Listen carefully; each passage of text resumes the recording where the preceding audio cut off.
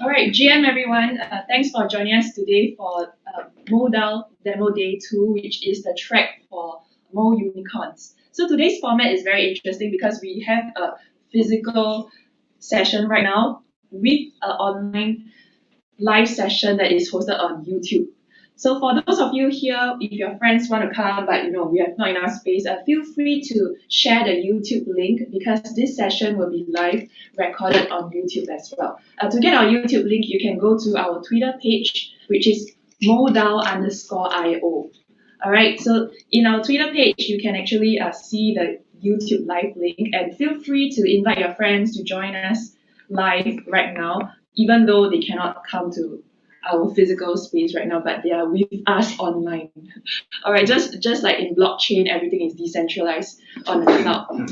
And our session as well, it is distributed not only in SG Talk space right now, but also around the world. So for listeners online, projects online, hello, thanks for joining us.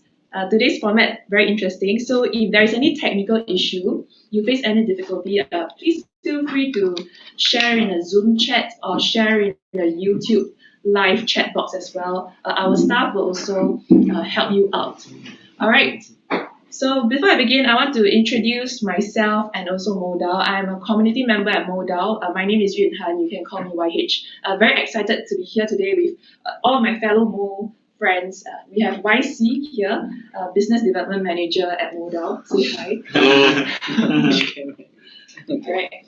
Mole friends, please come forward to say hi. And we have Phoebe over there. She is making her way to the screen as well. Hello. Yeah, so Phoebe is the community manager. Maybe you have seen her a lot in our community channels like Discord, our WeChat group, our Telegram group as well. All right, so very happy to finally meet everyone here. And we also have another new Mole, Alan. Yeah, so Alan at the back, maybe later on you can come up to say hi. Alan as well, and Neil. Oh. Yeah, Neil. All right, so thank you so much everyone for joining us today. So let me share a bit about Moledao and how we came about.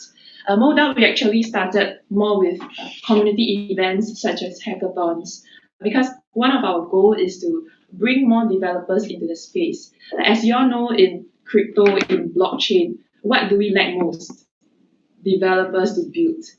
All right, which is why our initial purpose to build Moledao community is to really create a space where all Web3 enthusiasts can come together to build, learn from each other as well. So this is one of our mission. And to sum up what we want to do, we actually want to build the Web3 ecosystem. We want to grow the Web3 ecosystem. And last but not least, we want to empower everyone to be able to thrive in this ecosystem. So very happy to have all of you here today. Our mission is to connect everyone to blockchain, to the Web3 system, because as you know, the distinction between Web 2 and Web 3 is quite vast. So we want to be the bridge. And how can we be the bridge? It is through all the community partners like you. So together we can help to bring Web 3 more mainstream and bring more people into this ecosystem as well.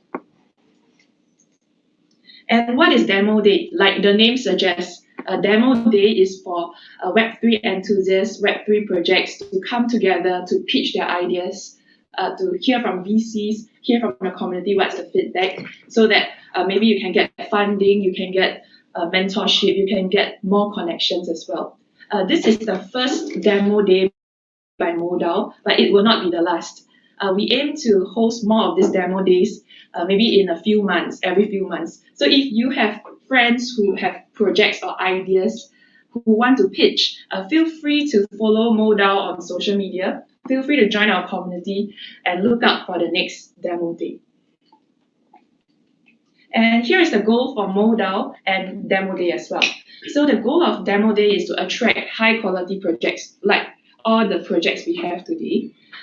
Another goal is to give projects some channels, some resources, such as potential funding, such as potential partnerships, such as potential network. Next, we want to provide more opportunities for blockchain enthusiasts, such as through education. For example, for myself, I kind of run a blockchain education consultancy, and we do provide introductory blockchain courses in Singapore. And last but not least, we want to build a good talent pool, not only of developers, but also blockchain enthusiasts, because in a blockchain project, it is not just about developers. We need everyone. We need builders, we need business developer, we need community members. All right, so everyone here, we can be part of the Web3 ecosystem, and Moledao, we aim to support this, and we want to offer this platform for everyone to come together. Here's the agenda for Demo Day 2. As you know, some of you, if you have attended our Demo Day 1, it was held last week online on YouTube. If you have missed it, you want to view it, feel free to go to Moledao YouTube channel. You can view a replay of the Demo Day 1. And this is the agenda for Demo Day 2. We will start with an opening ceremony speech by Kuro Ventures, which is one of our sponsors. After that, we will have 4 projects to pitch first. Important to note, every project you will have 10 minutes for the pitch and 5 minutes for QA. And this QA will be by the judges today. After that, we will have another sponsor speech, this time from OGBC. After the sponsor speech, we will then go for the next demo by the 4 other projects. I want to highlight that today we have 8 projects. Not all are in our physical venue right now. Some are online. So this format is both online and offline, quite interesting. And our first project, Metalife DAO, they are not participating as part of the MoleUnicorn track. All right, they just want to have this opportunity to pitch. So judges, please take note, T0, Metalife DAO, will not be a participant, so you don't need to judge, but they will appreciate your feedback. And this is for everyone as well. If you have feedback later for Metalife DAO, because they are not under the competitive track, feel free to give feedback later on. All right, so in total today, we have 7 finalists for MoleUnicorn. And then after all the demos have been done, we will have our next sponsor speech. And while the sponsor is giving the speech, our judges will take the time to quickly tabulate the points, give their thoughts, who should be the eventual winner. Because how judging works is that every judge, they will actually judge each project based on a point system. And then after that, we will take the average. All right, the average, and see which project ranks the highest. Feels like you're just here. All right, next judge. Hi, I'm Nick. I'm from CCV, China Creation Ventures, and actually we are both Web2 and Web3 venture capital, focusing on early stage opportunities. And I'm sorry I cannot on-site because I just got a little cold. So yeah, I will stay online. And very nice to see you and know everyone. Thank you. Great. So thanks, Nick. Get well soon, and no worries, you are with us here in spirit as well. Hi everyone. My name is Jasper, and I'm from Buidl. We are a blockchain security company, and our mission is to secure the Web3 blockchain ecosystem. We also provide cryptocurrency tracing service as well as smart contract auditing service. Nice to meet you. Thank you. Awesome. Thank you. Hello. Can you hear me? Yes, we can hear you. Hi, everyone. I'm Yiling from StarryNift. We are a gamified metaverse co-creation platform trying to bring to you immersive virtual experience where people can play, create, and socialize on our platform. Our goal is to create a unified Web3 portal, promoting interconnectivity among brands and communities.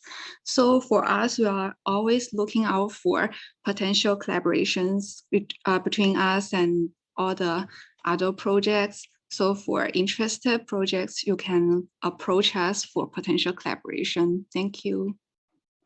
Thank you, YL. Thanks for the sharing. Any other judges that we have not heard from?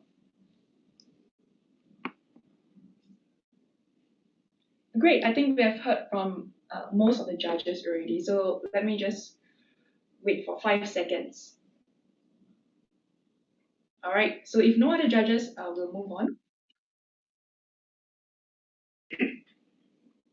Now I want to introduce our sponsors for this demo day as well, because where did we get our prize money? Where did we get prize pool? Of course, we also have sponsors who are kind enough to support us, especially in this bear market. As you know, funding is not so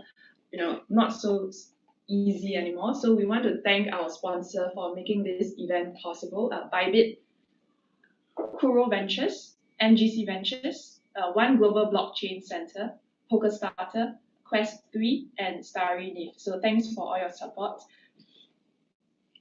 And also we have other partners such as Buidl, Blockchain Security, Zclock, and last but not least, our media partner, Metaverse Post as well. And this is the prize pool for these 2 demo day. For the first demo day, as you can see, it is MoleStarter, which are more for very, very early stage project. Some, they just have an idea, they don't have an MVP yet. So for MoleStarter track, the first prize is 500, the second prize is 300, the third prize is 200. And what is interesting is that all the top 3 winners will also get an exclusive NFT that Moledao will be launching in a few months as part of our collection. And for today, our track is a MoleUnicorn.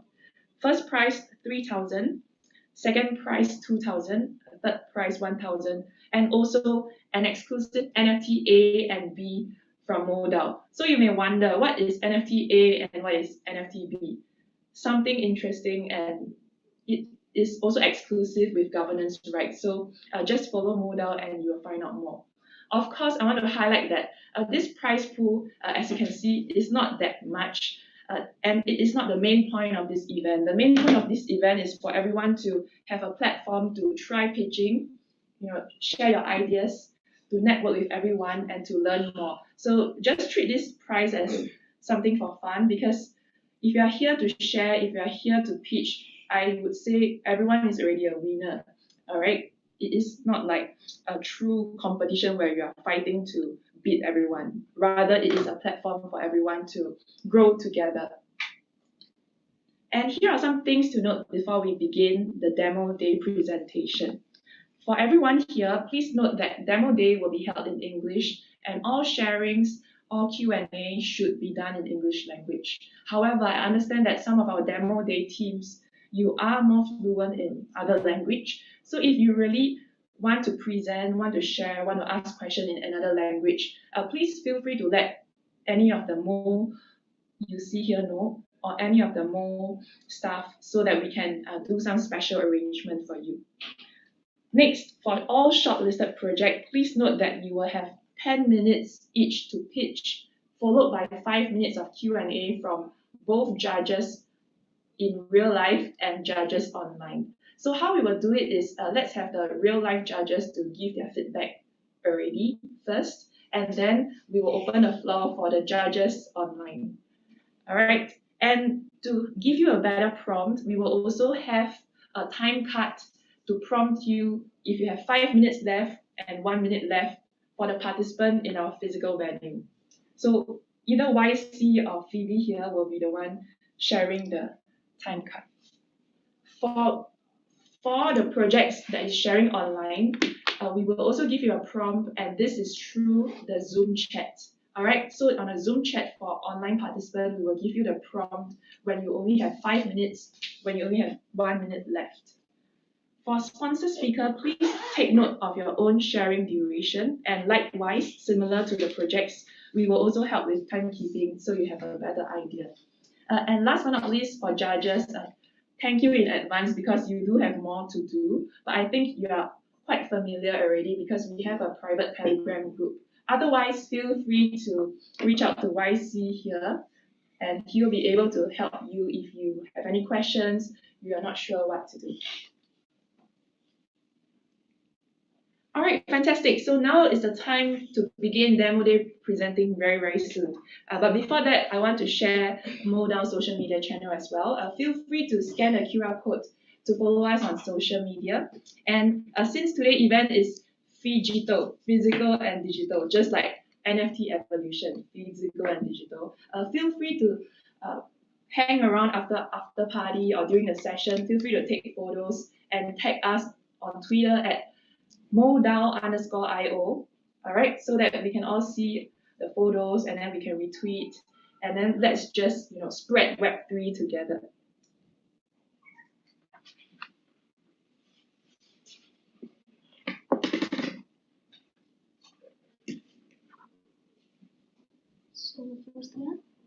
All right, so without further ado, we will begin with an opening speech from one of our sponsors, which is Kuro Ventures. All right, so Kuro Ventures representative, please. Hi everyone, I'm YC. I'm not from Kuro Ventures. They send their regards. Unfortunately, they are unable to make it today. But I'll just be doing a quick sharing about who Kuro Ventures is. So Kuro Ventures is a private fund founded in 2017 in London and re-incorporated in Singapore in 2020. So with a focus on crypto and early stage technology investments. So investment stages, pre-seed, Series A for both token and equity. And their directive is to always keep their portfolio manageable and nimble, and also which is to help them afford to continuously provide strategic assistance and consultancy to their investee companies.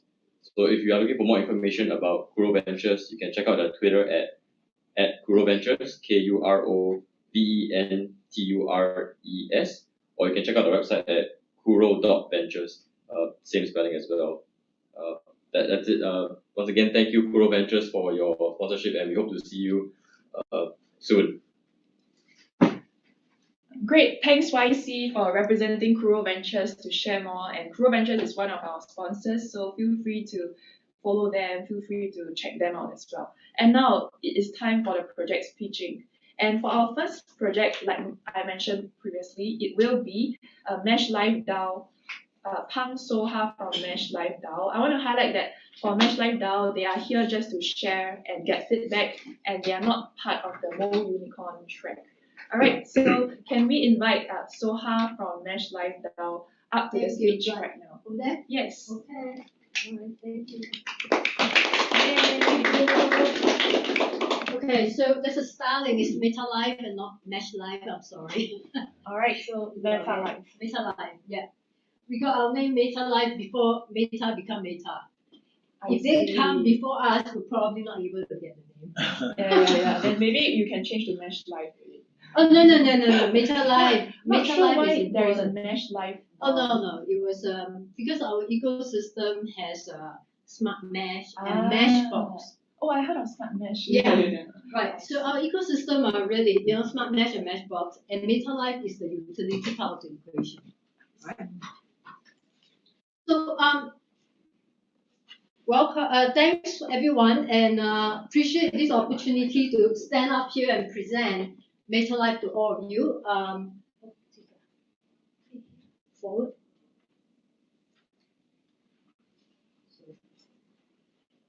I'm the guinea pig to try. Oh, I click that. Click here. Okay. Yeah. Okay. Right. So, and also an opportunity to learn from all of you and to get feedback from all of you, right?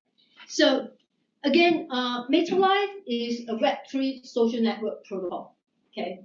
Now, before we even talk about, apologize for all the font because this is Apple and I'm using Microsoft. So, okay, yeah. All right. So before we talk about Web3, right, let's talk about the problem statement in Web2 world, right? And I guess all of us know that in the Web2 world, the application and the user data, they're all stored on cloud in the servers that are owned by the operators, right? So as a user, you basically own nothing, right? And the worst case is the operator has the right to remove your access from the content that you created, okay? So that's really a problem that we see in the Web2 world. Now, how is Metalife different from that? rather than running off from the server, Metalife is designed and created without server. Is operating without server, so it is serverless, right? What it means is that the application and the user data are all hosted on the device itself, right? So as the user, you literally has the data in your hand, okay, because it's in your handset, okay, and you have total control, total ownership to the data that you created, right? Now the data in the device, okay, they are stored in the form of microchain. We can talk about technology later on, but think about it as a chain, right? So it's microchain, and it is fully secure with crypto signature. What does that allow us to do? That basically allows us to transmit data in a trustless environment, totally decentralized, and leverage on the peer-to-peer social graph, right? So that's about the kind of the overview of our architecture. All right. Now a lot of you might think that why do we want to go to that extent of decentralization? Now to answer that, basically, then it lead us into the second problem statement in the Web2 world. Now a lot of us know that in the Web2 world, nothing will work without the internet, right? Even if it's a transaction that is, between the devices side by side, we know that the data has to be traveled around the world to some data center far away and come back to the device that's next to the device that sent the data, right? So that's just not green in a way, right? And Metalife, in a way, having the application, the protocol, and the data all on the device itself, allow us to do transaction and allow us to have data propagation in a peer-to-peer manner. What does that mean? It means that in the situation when the internet was disrupted, okay, now when internet is disrupted, we all know that Web2 world will never work. The world will come to a standstill. No one is able to do any transaction. No one is able to communicate with anyone, right? However, in the Metalife world, we'll be able to continue to transact. We're able to do local communication if we can find peers in the area through peer-to-peer technology. Okay, and this is exactly what we see a true Web3 social network should be, right? A Web3 social network should have, we felt that these two characteristics. Number one, it should return the data ownership to the end user, being the creator of the data, right? And number two, we really should look at the reduced reliance or remove the reliance on a centralized infrastructure like an internet, which could be also a single point of failure in today's world, right? So now, in order to achieve that, okay, in terms of architecture, we go with a mobile-first architecture. And what it means is that it has the front end, the middleware, and the back end all on the device itself. Now, the back end itself, basically contain all of the building blocks that Metalife require. Basically, we have the communication protocol, we have the social network protocol, we have the data store for user profile data, as well as the content that they created. Common functionality like wallet, identity, NFT function, and token swap, everything is available as API so that any other DApp can build on top of the protocol layer that we built. So I can demo the product, but in the absence of time, this is just some of the screenshot of our beta testers having fun right now. So right now we're in the beta testing phase. We're beta testing it with a controlled group of beta testers. Now, even though we're in the testing phase, it doesn't stop real project from using our application. So, for example, this one is a school from Afghanistan, and they're using our application for fundraising. They're minting NFT from the artwork that's created by the students, right? Now, towards the end, down the road, they will also create DAO in our application. And that really allowed them to continue to interact and update their stakeholder as far as the use of fund and also the development of the students going onward, right? So our ecosystem is really an ecosystem that supports the creator economy as well as allowing the end user to earn as they're socializing, building their business, working or playing, right? Now, what I meant by that is in an ecosystem, in our ecosystem with a interoperable social NFT and DAO function all in one, it allowed a creator to first promote their product in the social while they're socializing, monetize their product while they can mint the product into NFT, and also build a community and at the same time continue to engage with the community going forward. I apologize for the graphic, it doesn't work on Apple, right? And as far as the user is concerned, any user can pick up any role in our ecosystem to service the community, and at the same time, again, pay for what, get paid for, what the services that they provided. Okay. Now, our ecosystem is not just about earning. We have a balance of earning and spending opportunity with our token. There's a lot of work here, but basically you can look at some of this later on. All right. This is the token distribution of our ecosystem. What I want to point out here is we allocated half of the token available to serve our community. Ultimately, we want to be an ecosystem that is managed by the community for the community, right? And our reward system is designed such that the tokenomic is going to run for at least 20 years. Okay. So this is our roadmap. Right now, as I mentioned, we're in a control beta test phase. We believe that we're going to go into general beta testing. Again, releasing the beta version for general public to play with. And our version 1 release is targeted at Q1. 1 minute. I still have 1 minute. Right. So at this point, I think I kind of rushed through everything. Again, thanks again. Welcome any Q&A question.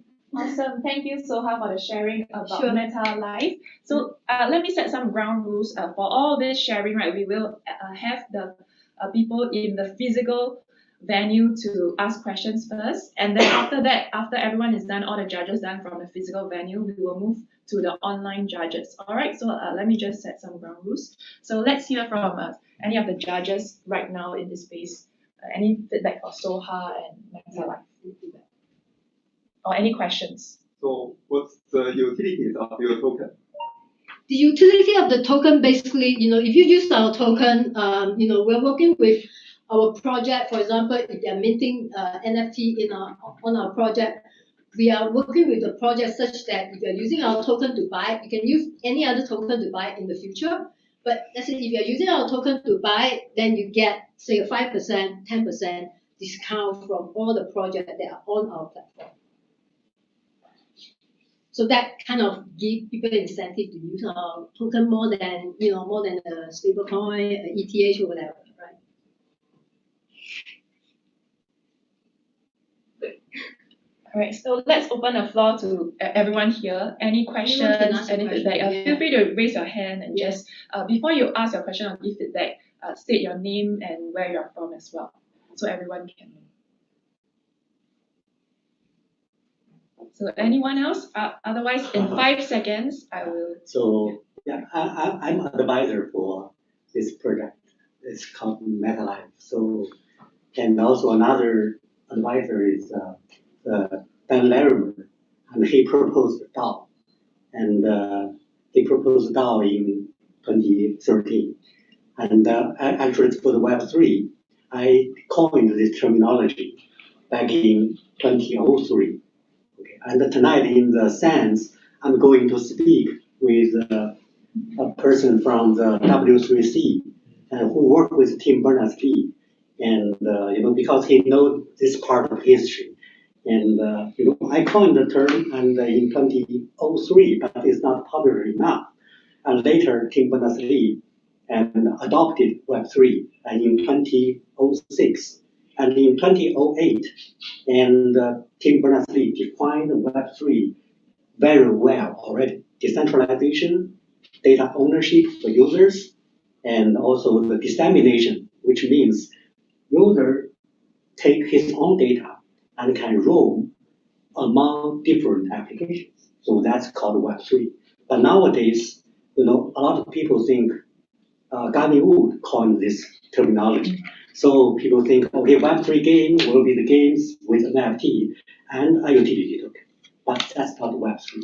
So that's why tonight we are going to announce in the after party and in the sense top level about what's real Web3. So Metalife is actually the first one who realized the real Web3 because all the data is decentralized. There's no centralized server anymore. Therefore, it can be used anywhere with or without internet, even on Mars. It can still communicate. That's why it's also called intergalactic social network. So it's when Dan Larimer left EOS, and he actually wanted to build a project called the Clarion OS. Clarion OS is a peer-to-peer social network and with creator economy. But it's so hard for him to even finish the white paper. So before he met with our team, and he thinks Metalife actually already done most part of Clarion OS. That's why he stopped his project. And right now he focuses on DAO of DAOs. Okay, they called like a Fractal, and he become our advisor. And we want to build the first real Web3 social network together. Awesome. Yeah. Thank you so much. Thank you, Metalife team, for the sharing. Very interesting, and looking forward to the real Web3, like what you mentioned. So before we move on, I want to please don't go yet. Let me check with the online judges. Yes. Okay. Yeah. So online judges, any feedback, any questions for Metalife team?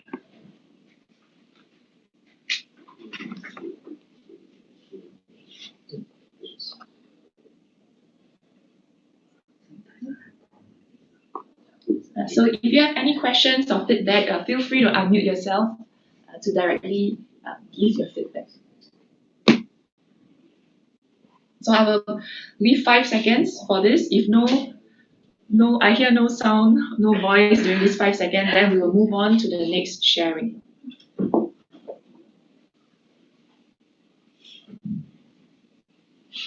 Great, so thanks again, Soha. Thanks again, Metalife, for the interesting sharing, and of course, Metalife Advisor as well for sharing more about Metalife.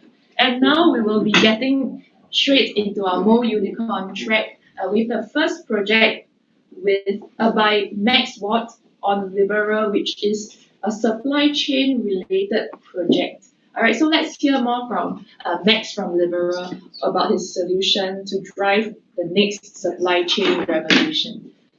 Max, please. Yes. Okay. Okay. Right. Thanks everyone for letting me come in today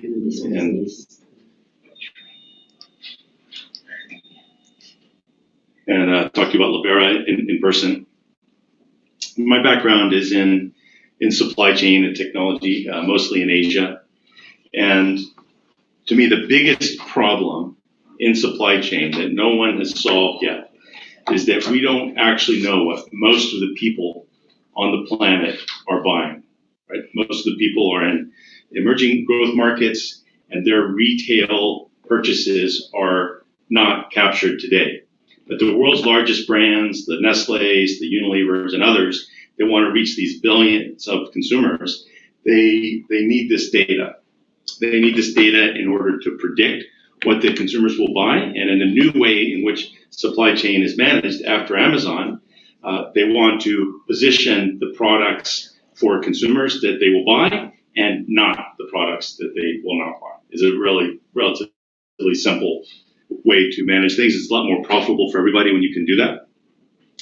But the data that drives that artificial intelligence way of managing supply chain in the future, it needs to be trustable. People need to know that it's coming from the right source. And there's a tremendously large amount of it that's needed. And it needs to then be packaged in a way that's effective and useful, together with AI tools like demand forecasting, inventory optimization, and sales recommendation engines. Sorry about it. No problem. Yeah. So it's a big problem to solve, and it's a complex problem to solve. And sorry, we are facing some technical issues, so Yeah. please give me a second.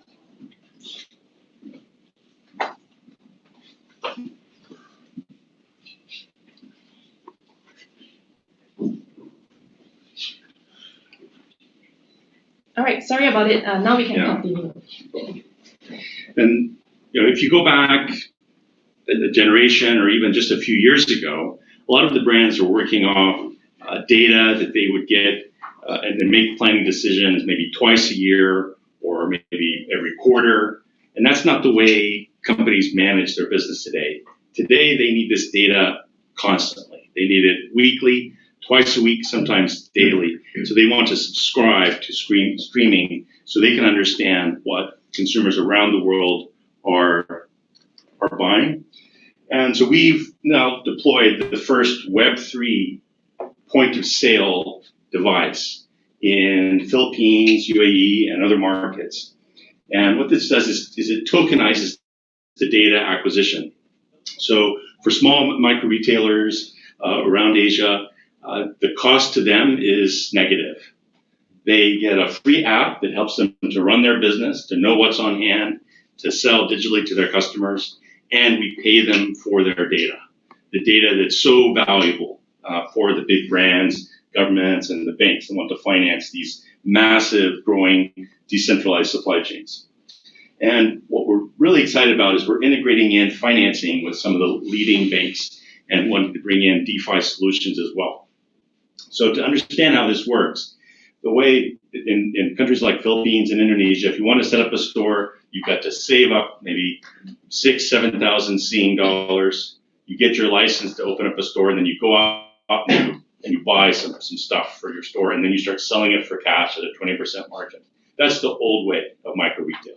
The new way of micro retail with Libera is you save up maybe just 1,000 Sing, right? Then you download Libera app, right? Then you get the financing for the capital you need to set up your store from our partners, and Libera pays you, this micro retailer, for your data. It's a much more profitable model for everybody, and we can share that data back to the brand so they can make more money as well. And what's really fantastic is now we've got this up and running with the Libera Connect product with almost 300,000 stores in the Philippines. So we've got Nestle, Philip Morris, a lot of big brands, the Department of Trade and Industry, which regulates the retail sector, sharing data with us. And now we just need to deploy the app in as many of those 300,000 stores as possible. To give you an idea how big this is, there are only about 1 million, maybe 1.1 million or so total retailers in the Philippines. After Philippines, we're already looking at Indonesia, which has more than 3 million stores. Good here. Is that right? So we take trusted, verified sales data from the stores using tokenized micro incentives, and then we get a superior data set that nobody has ever had before. So if you think about the retail data universe, think of it like an orange, like a fruit. Okay, so that's the totality of all the buying and selling information that everybody's doing in Indonesia or Philippines or Vietnam. What are the brands doing today? The only thing they have is they know what their distributors are selling to the stores. They don't even know what the consumers are buying of their own products. So we give them not just what the consumers are buying in the stores of their products, but what the consumers are buying of competitive products. All the toothpaste sales, all the beverage sales, all the categories, and that really helps them to be much more profitable and effective. They use this to improve sales and also to drive financing. So the reason this is possible now and not before is because you can bring share to earn, just like Axie was play to earn in Philippines, very popular. Now we can do share to earn. We got almost 100% of the store owners have Android devices, and we have a very strong need for cashless digital retail in these countries. And that's driving transition to Android and software-based sales instead of paper. And also these markets are really growing right now. So our competitors have proven that you can deploy technology to this very large, massive retail sector of small stores, but they're not Web3. And so what happens when you're not Web3 is you get into a lot of questions about how this data really came into the system, and it limits your scalability. So the non-Web3 companies have a harder time interacting with very large communities. So when we're talking about 300,000 stores, we're talking about more than 1 million community members. And that ability to build stickiness and a community kind of like Axie is what will allow us to be bigger and have more trusted data than our competitors. So right now we're working on some really big projects, including one mega deal in the Philippines. So with the mega deal, just to be a little bit focused on that for the moment, Asia Development Bank and the Department of Agriculture, up to the cabinet level below the new president of the country, have set aside $10 million for the company that can help to digitize the micro retail sector in the Philippines. So this will be given as grants. So we're already receiving some of that money, and my co-founder is writing the bid. So he's an insider on that project. So that's why because he's writing that bid and writing the terms of reference and is already a part of the project reporting to the cabinet level of the country, we think we have a very good chance to either get maybe all, but certainly a large amount of that $10 million grant, which starts it's starting already actually. And then Robinson's Bank is one of the leading banks in the Philippines, owned by one of the richest men. He invested in my last company, which my co-founder also worked at. And they want to work with us to do microfinancing, to take this data and get hundreds of thousands of new bank accounts and new lending tools again. So you don't have to save up 6,000 to 10,000 Singapore dollars to open a store. You just have to save up one, and then you get a good interest loan to do the rest. Because we know what products will convert to cash and what's happening in these stores. And then we're excited about Asia Brewery. That's the second largest beverage manufacturer and distributor in the Philippines, and helping them to get more market share with intelligent analytics on what their customers want to buy, as well as additional products. So we started with demand forecasting, generated a bit of revenue, did a deal with Gartner, got endorsed by the Department of Trade and Industry. Now we're working with these mega brands, starting to touch 300,000 stores of data. And we're about to take off and really get the majority of retail data in the Philippines. So myself, I spent most of my career in Asia at DHL and other companies selling supply chain solutions to multinational corporations. My co-founder and I both worked at OpenPort, which was a digital logistics solution. We're joined by the former co-chief data officers of Cambridge Analytica, so we've got some of the best data people in the world on our team. Animoca Brands is our biggest investor. Brink, Artesian, Etham here in Singapore. And we're raising $2 million right now, most of which is subscribed on equity plus tokens. We're going to do a token sale next year and have a community of hopefully 1 to 2 million users right off the bat, and more data, more of the big orange retail data universe than anybody else. So then we'll be able to know what is being sold to all consumers and really go after all countries that have more than 100 million people in them. Any questions? All right, awesome. Thanks, Max, for sharing. Now we will get to the Q&A session, and the Q&A session will be 5 minutes. So let's hear from the judges at the physical venue first. Judges? what's your revenue model? Just do you charge for the retailers or just? Yeah, we have some SaaS software products Okay. which use the data. Yeah. So this is warehousing software that becomes more profitable when you know you're warehousing for what stores and what's in demand. Demand forecasting also needs the data. So that's SaaS plus data. And we also, once we've crossed over 100,000 stores, you really actively using the POS, then we believe we can actively sell the data directly as a tokenized data marketplace to the big brands. So that's the multinational brands and also local brands. So there's at least 20 quality targets that we know really need this data, and that will be our short-term customers. So we like to focus a little bit more on the multinationals like Mondelez and Nestle, because we know we can work with them in Philippines, and I know Nestle in Jakarta is already interested to do a pilot with us. Thanks.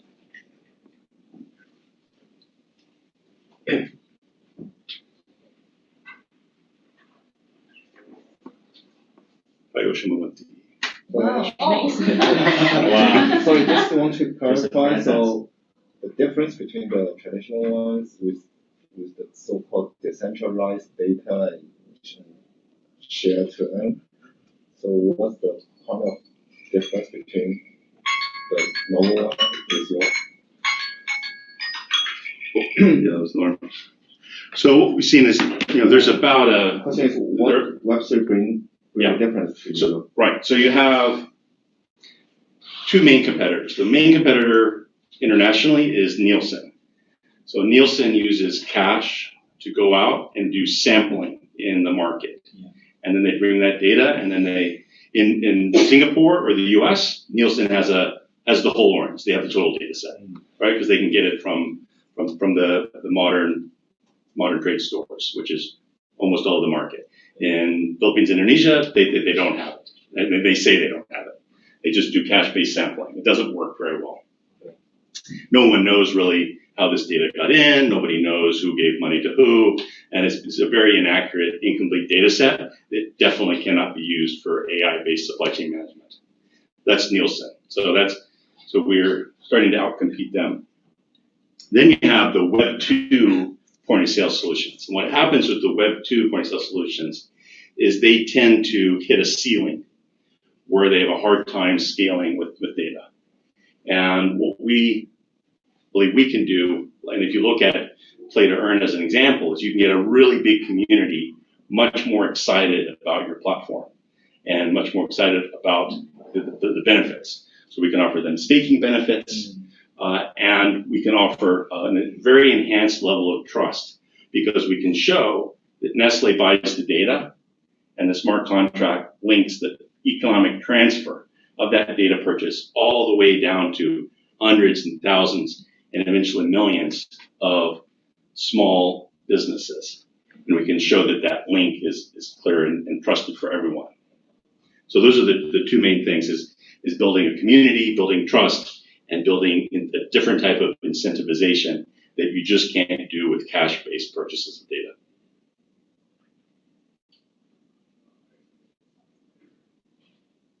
All right. Any other judges in the event right now have any feedback, comments? All right, otherwise we have 1 minute left. So for the judges online, we have 1 minute. Feel free to unmute yourself if you have questions or feedback for Max.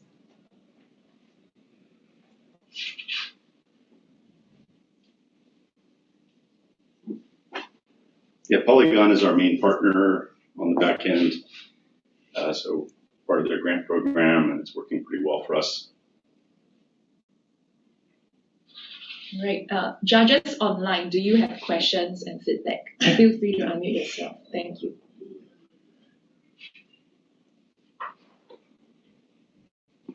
Okay. Great. Thank you, everyone. All right. Thank you, Max. All right. Thanks, everyone, for your participants, and also for just gracing us with your presence, be it online or offline. Here are two house rules that I want to remind everyone of. Because this is a phygital event, please try to lower your volume, like how I'm speaking right now, because sometimes the people online can't hear you. Sometimes, for example, the project can't hear you or the judges can't hear you. So one house rule, please try to speak louder and clearer so that everyone can hear clearly. Second house rule is when you're presenting, try to make sure that you're standing where you can see yourself on this small icon here, because this will be live on YouTube, all right? And right now, YouTube, we have over 100 to 200 live viewers. So to all the YouTube live viewers, GM, I know you are here to support some of your projects which will be demoing later on. So feel free to show your support to your projects, and YC, who is actually monitoring the YouTube, will later also share what are some projects with some very supportive fans on YouTube. All right, so feel free to tag us on Twitter if you have any live updates, because we do have quite a number of live viewers on YouTube right now. All right, so next we will have our next MoleUnicorn shortlisted project, which is a very, very popular project and very interesting because MyMetaFarm team actually flew all the way from Vietnam to Singapore to participate in our event, and of course for Token 2049, but to participate in Moledau's event as well. So we really, really appreciate that. And I think for MyMetaFarm, they also have a lot of fans on YouTube. So to MyMetaFarm fans, thanks for joining us. Feel free to share about our event on Twitter, on YouTube, because the team is going to share shortly. So before they share, because we are still trying to share, to present the slides, let me just briefly introduce more about MyMetaFarm. MyMetaFarm is actually a Web3 socializing platform, and they aim to be a metaverse world powered by blockchain. All right, so let's hear more from MyMetaFarm team.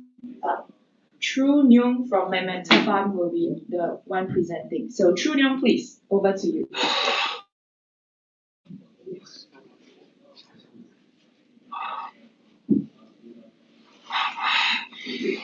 Share your screen. Share screen. You share screen.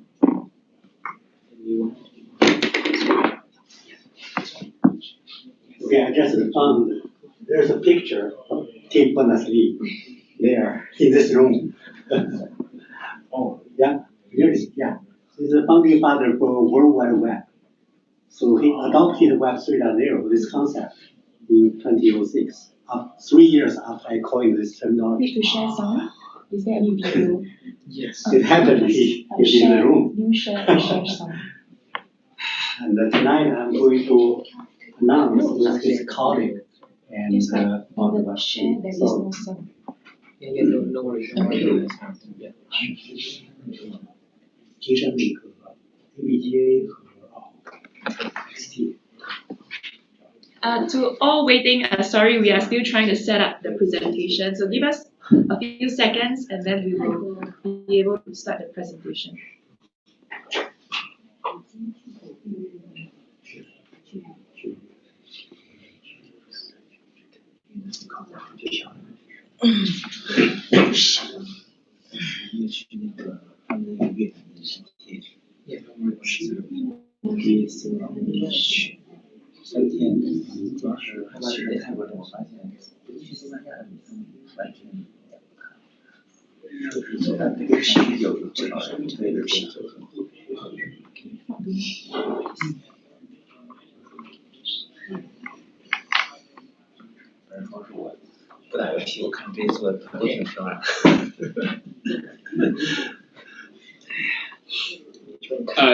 Sorry for the wait. So, hello everyone. I am Jiu Wang, and Mr. Sobo is accompanying with me in the meeting today. I have to say that I'm really honored to have a chance to share our projects with you all and with you all online.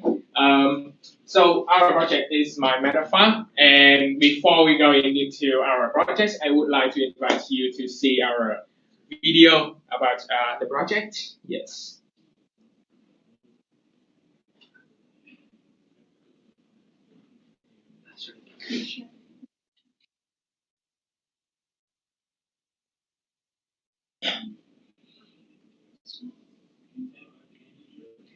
Yes, definitely.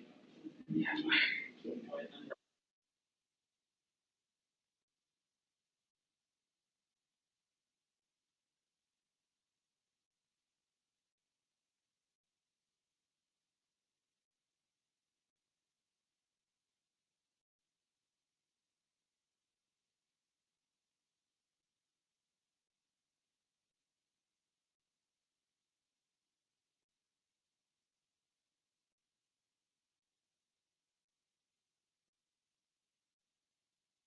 And yes, all of the image in the video is recorded from our products, and because we have we have the products right now, and I would love to share with you in the after event if we have a chance. Yes. Okay. Okay. So quick introduction about MyMetaFarm. So let's say we are a combination between the sandbox, as you all already know about them, because they have a really great, like ecosystem about the Web3, and they have really good in their model of the economic insight, and we are combining with Animal Crossing, as you can see in the trailer that we have some sense of Animal Crossing, and because we want to bring a metaverse product with the really easy for the users to play, and it's really friendly for them. So basically, we have the version on the PC, on the mobile also, so they can play everywhere. Yes, and it's really friendly, so even the kids can, they can join with us. So in combination, that MyMetaFarm is a metaverse contributed by the users, and we create a Web3 platform for entertaining, socializing, and creativity. Yes. Okay. So about our team, I always proud when I talk about our team because we got the cover from the game product from Mr. Thành Le, who is our CEO. He has more than 13 years in the game industry, and he's mostly builds the game on Steam platform. So that they got a lot of well-known products on the Steam platform. And Mr. Sang Lee is our CTO. He's the blockchain expert for more than 6 years, and he's got some previous software development like liquid exchange and cellular e-commerce. And Mr. Song Wu, he is he is an expert in the project management, and he's also an MBA, LT, AI expert, and he's Bachelor of Law. So he's helping us everything. He's connecting everyone in our team in one place, and he always keep us on the right track. And I'm here. I'm Trường Nguyễn, the CBO.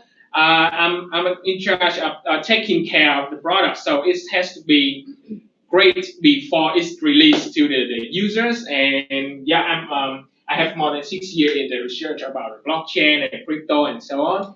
And sometimes we got the advisor from Mr. Kevin Hu, and Mr. Kevin Ang is our Polygon mentor. So they helping us a lot in the way that we develop this project. Okay, so for summarize that our project is for the players. First for the players, so everything is free and entertainment through many interesting activities, like they can own their 3D avatar, so that you can be yours. You can have the second identity inside of our my world. You can go to socializing with another friends, or you can meet a new friends inside of MyMetaFarm. You can explore the unlimited world. So it's really big worlds there. So you can take you years to explore all of the world. And also the Game Hub is the place of a lot of games there. The user will have a lot of time to play with us. Yeah. So for the creators, we provide them tools to create to creativity. Like we got a map editor here, so like the users are free to decorate their house, their land, and they can invite their friends into our land. And the item maker is most exciting thing because the user are free to create the clothes, the fashion items, so that we can help them to mint it into NFTs, and then they can trade it on our marketplace. Yes. So yeah, I will share about our game in our game hub. So yes, please. Yes, in a second. So this game that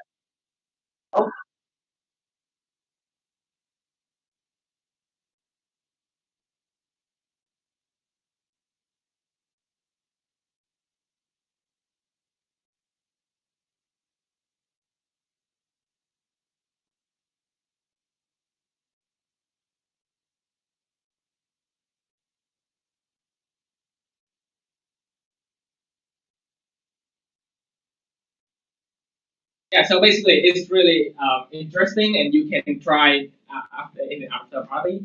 Yes. So please, Mr. Sun.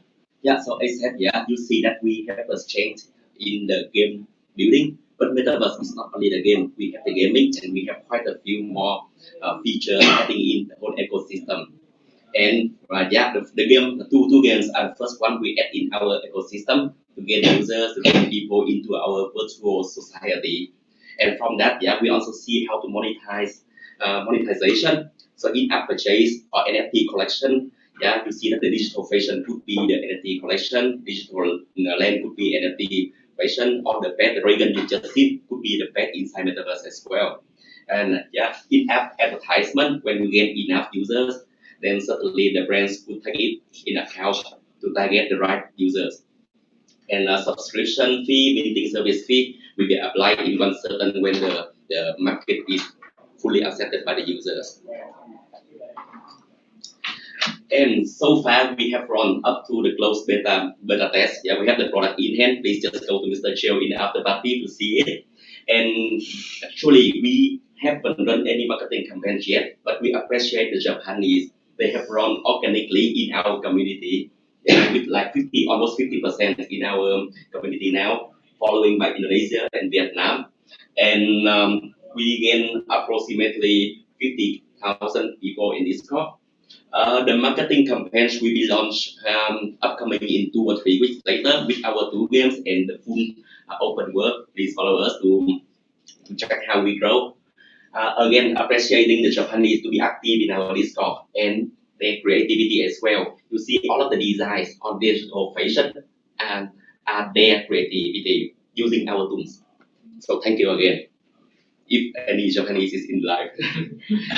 Yeah. And following, yeah, we were surprisingly nominated in the Tokyo Blockchain Game Awards 2022 last week. Yeah, in the Future Game Award table. So together with Illuvium, together with Star Atlas, yeah, it makes us more exposure. And look at the Legendary Game Awards table. It is Active Infinity, Step and the Sandbox, some legend names, which we want to, one moment be as famous as them.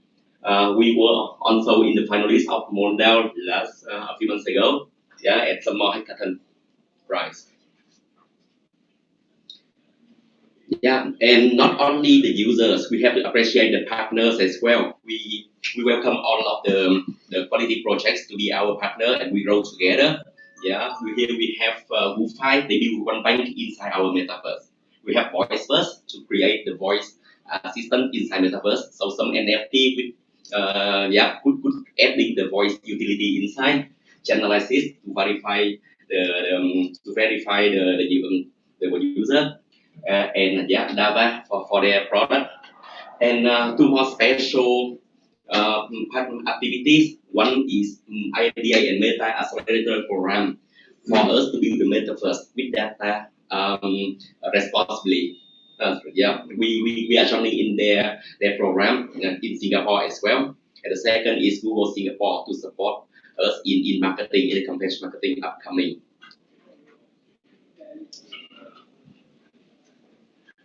Yes. Yeah, this is just our channel. Please stay with us, follow us, and be our partners as well. We do have some appendix to share. So the first one, I said this metaverse is applied for players, for creators, and certainly for brands, and also for investors. Everyone can just see the virtual society, virtual economy to run. Yeah, and there are a lot of opportunity to grow. Our roadmap, we have the 2 games launching in Q4 together with some airdrop in the future token. We will have the IDO in Q2 next year with the first collection sales, and official release will be Q4 next year with the farming game. That's why the name of MyMetaFarm is adding. Yeah, and we are not only in Asia, we really target that the metaverse mass adoption will come one moment in 2025 and 26. Then first 3 years we focus on the countries in Asia and which is nearby. Yeah, and then we grow to the other countries. So yeah. Maybe 1 more minute. Thank you. Yeah. So here is just the analysis. We try to bring this metaverse friendly to everyone, compatible to on devices, and we have some group of people. We make different campaigns, different content to fit with people. Young people, students want to have the virtual identity, and those who want to invest, or kids who want to study something.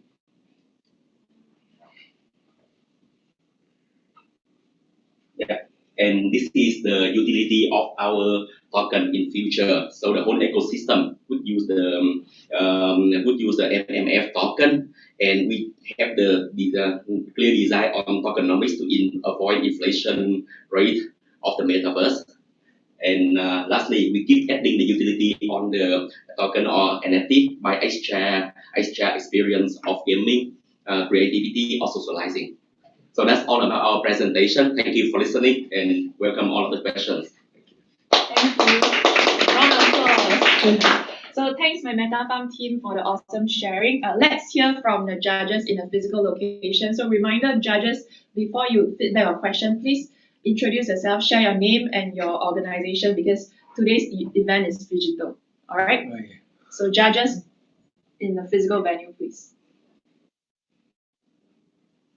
Yep, I can go first. So this is Darius from Polkastarter. So I just want to find out, so how do you continuously keep your groups of players engaged as hype is eventually die down over time? So how do you continuously keep them engaged in your ecosystem? Thank you for the question. It's a nice one because the game is also, have a certain lifetime, as you mean, yeah.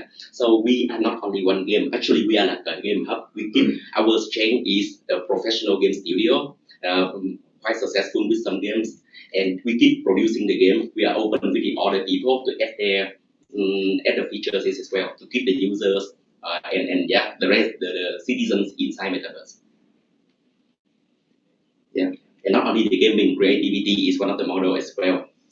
Yeah, we try to make it more friendly for people to use. All right, cool. Thank you. Thank you.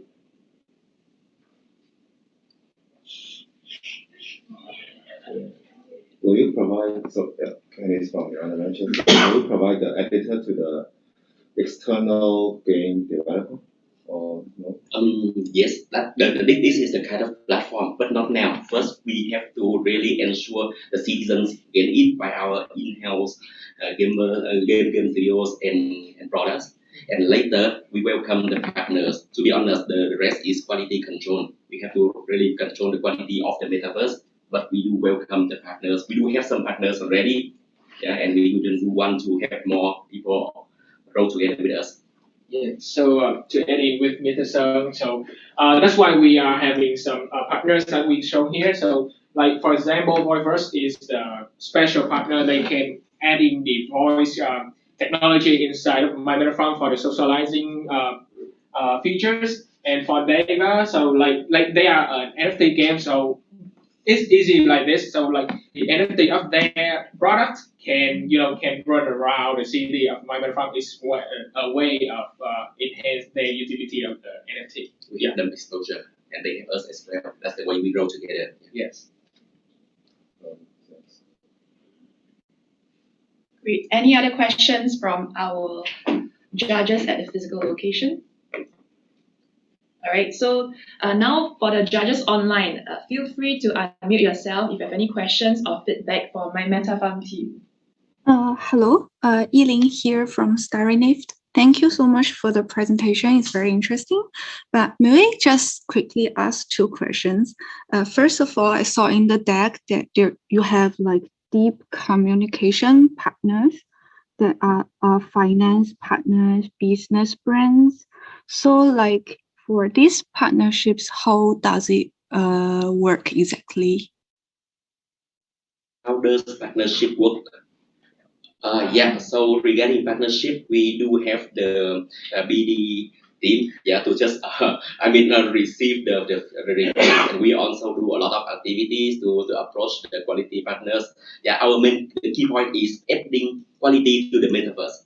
So yeah, to make it more friendly to all users and all of the citizens inside metaverse. So as long as we find there is a common thing we could do together, then we discuss and go to some campaigns or some activities together. I think for those maybe the business brands, so they'll do like advertisements on your platform or something like that. And yes, if you notice in our pitch deck, then we do have the brands as one of the main citizens. Citizens in our metaverse. And already we have been in discussion with some Vietnamese digital fashion brand like Kunmet, if you know. And in parallel, we are also discussing with both Singapore and Singapore Airlines for some activities. But the campaign is in discussion, so we did not put it in the deck. Oh, thank you. Then another question is about the revenue generation. So basically, how do you attract your customers to pay in the games? I see the revenue streams are like special NFT sales. Have you already sold like the first batch of NFTs, or is not yet launched? Sorry, we do. Yeah, we are going back to the slide of revenue stream. So we have some NFT collection already in our in-house marketplace and linked with Tofu or OpenSea. Yeah, so certainly if there is any cross marketing activity, we could support to promote the NFT of the other projects as well. For brands, in the first year, we have to gain the users first, because it's very clear, the more users you have, the higher advertisement or in-app purchase you can gain. So the business plan, we do have it in hand, preparing for next year. Also, it's launching next year. Yeah, the launching, actually, the closed beta test is in next month. So please join in us as some of the finalists. But you can see the full launching next year. Thank you so much. Your question. Thank you for the question. Great. So thanks, judges, for your questions. We have run out of time for the Q&A. So once again, thank you so much, MyMetaFarm team, for the awesome sharing. If you have more questions for MyMetaFarm, feel free to follow them on social media. Join Moda on Discord. We'll be happy to link you up as well to the MyMetaFarm team for you to share more, or if you have more questions for them as well. So once again, thank you, MyMetaFarm team. Thank you. Thank you. Thank you for your awesome presentation. Thank you. Round of applause. And for the next demo day sharing, we have Team 13. Team 13, which is Momenta. Neo from Momenta will be the one sharing. So let's invite Neo up on the stage. And just a summary about Momenta. Momenta is actually a zero-code Web3 metaverse. All right, so it is a Web3 metaverse infrastructure, and their key aim is to make metaverse available for billions and millions of people and to bring metaverse mainstream. So let's hear more from Neo from Momenta. If you need help with the clicking, you just... Oh, it's fine, it's fine. Okay, actually, this is the first time we showcase our new version. So let's see the video. Video first.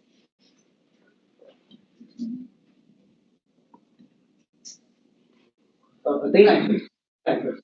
Daylight first.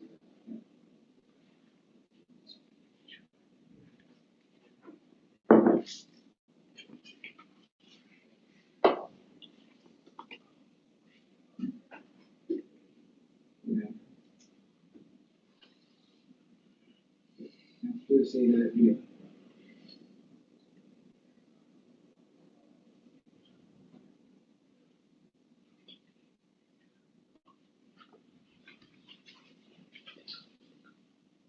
This is actually a case we built for Sony in Singapore. So you will see a lot of Sony products, including their latest VR and PS.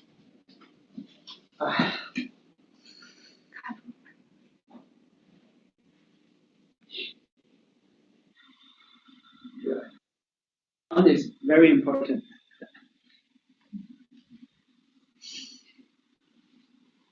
So all of their product has been an NFT pass that actually connect with your wallet to enjoy the latest Sony showroom.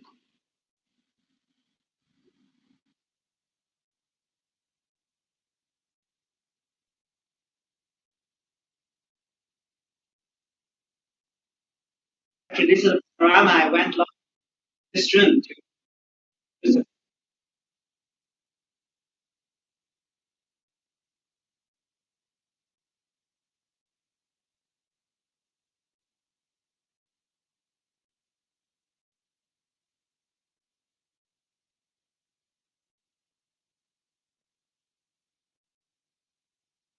So we go to the meeting room.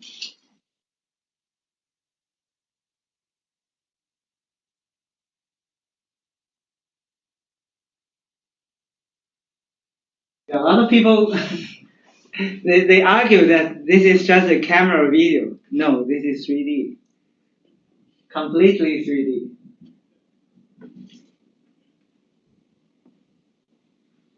Okay, we see the virtual office.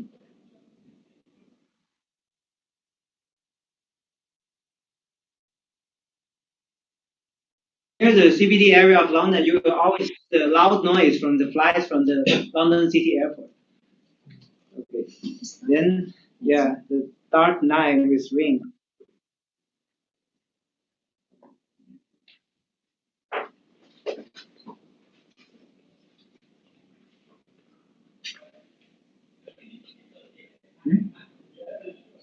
Just a video we played before.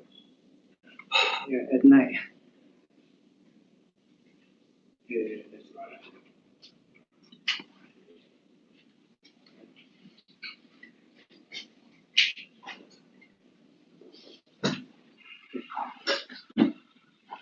So yeah, this when a rainy night falls and we come to the same office, you will see the very niche light change of everything. Rainy night.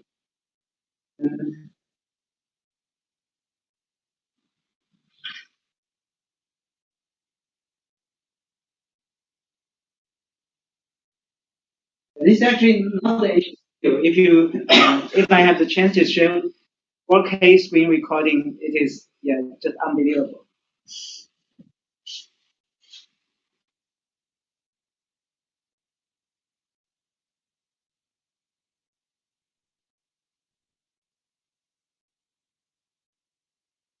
Go to the meeting room.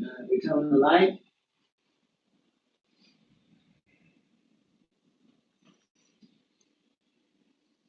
And yeah, we took a lot of time to do the raining effect, so we can make it very real.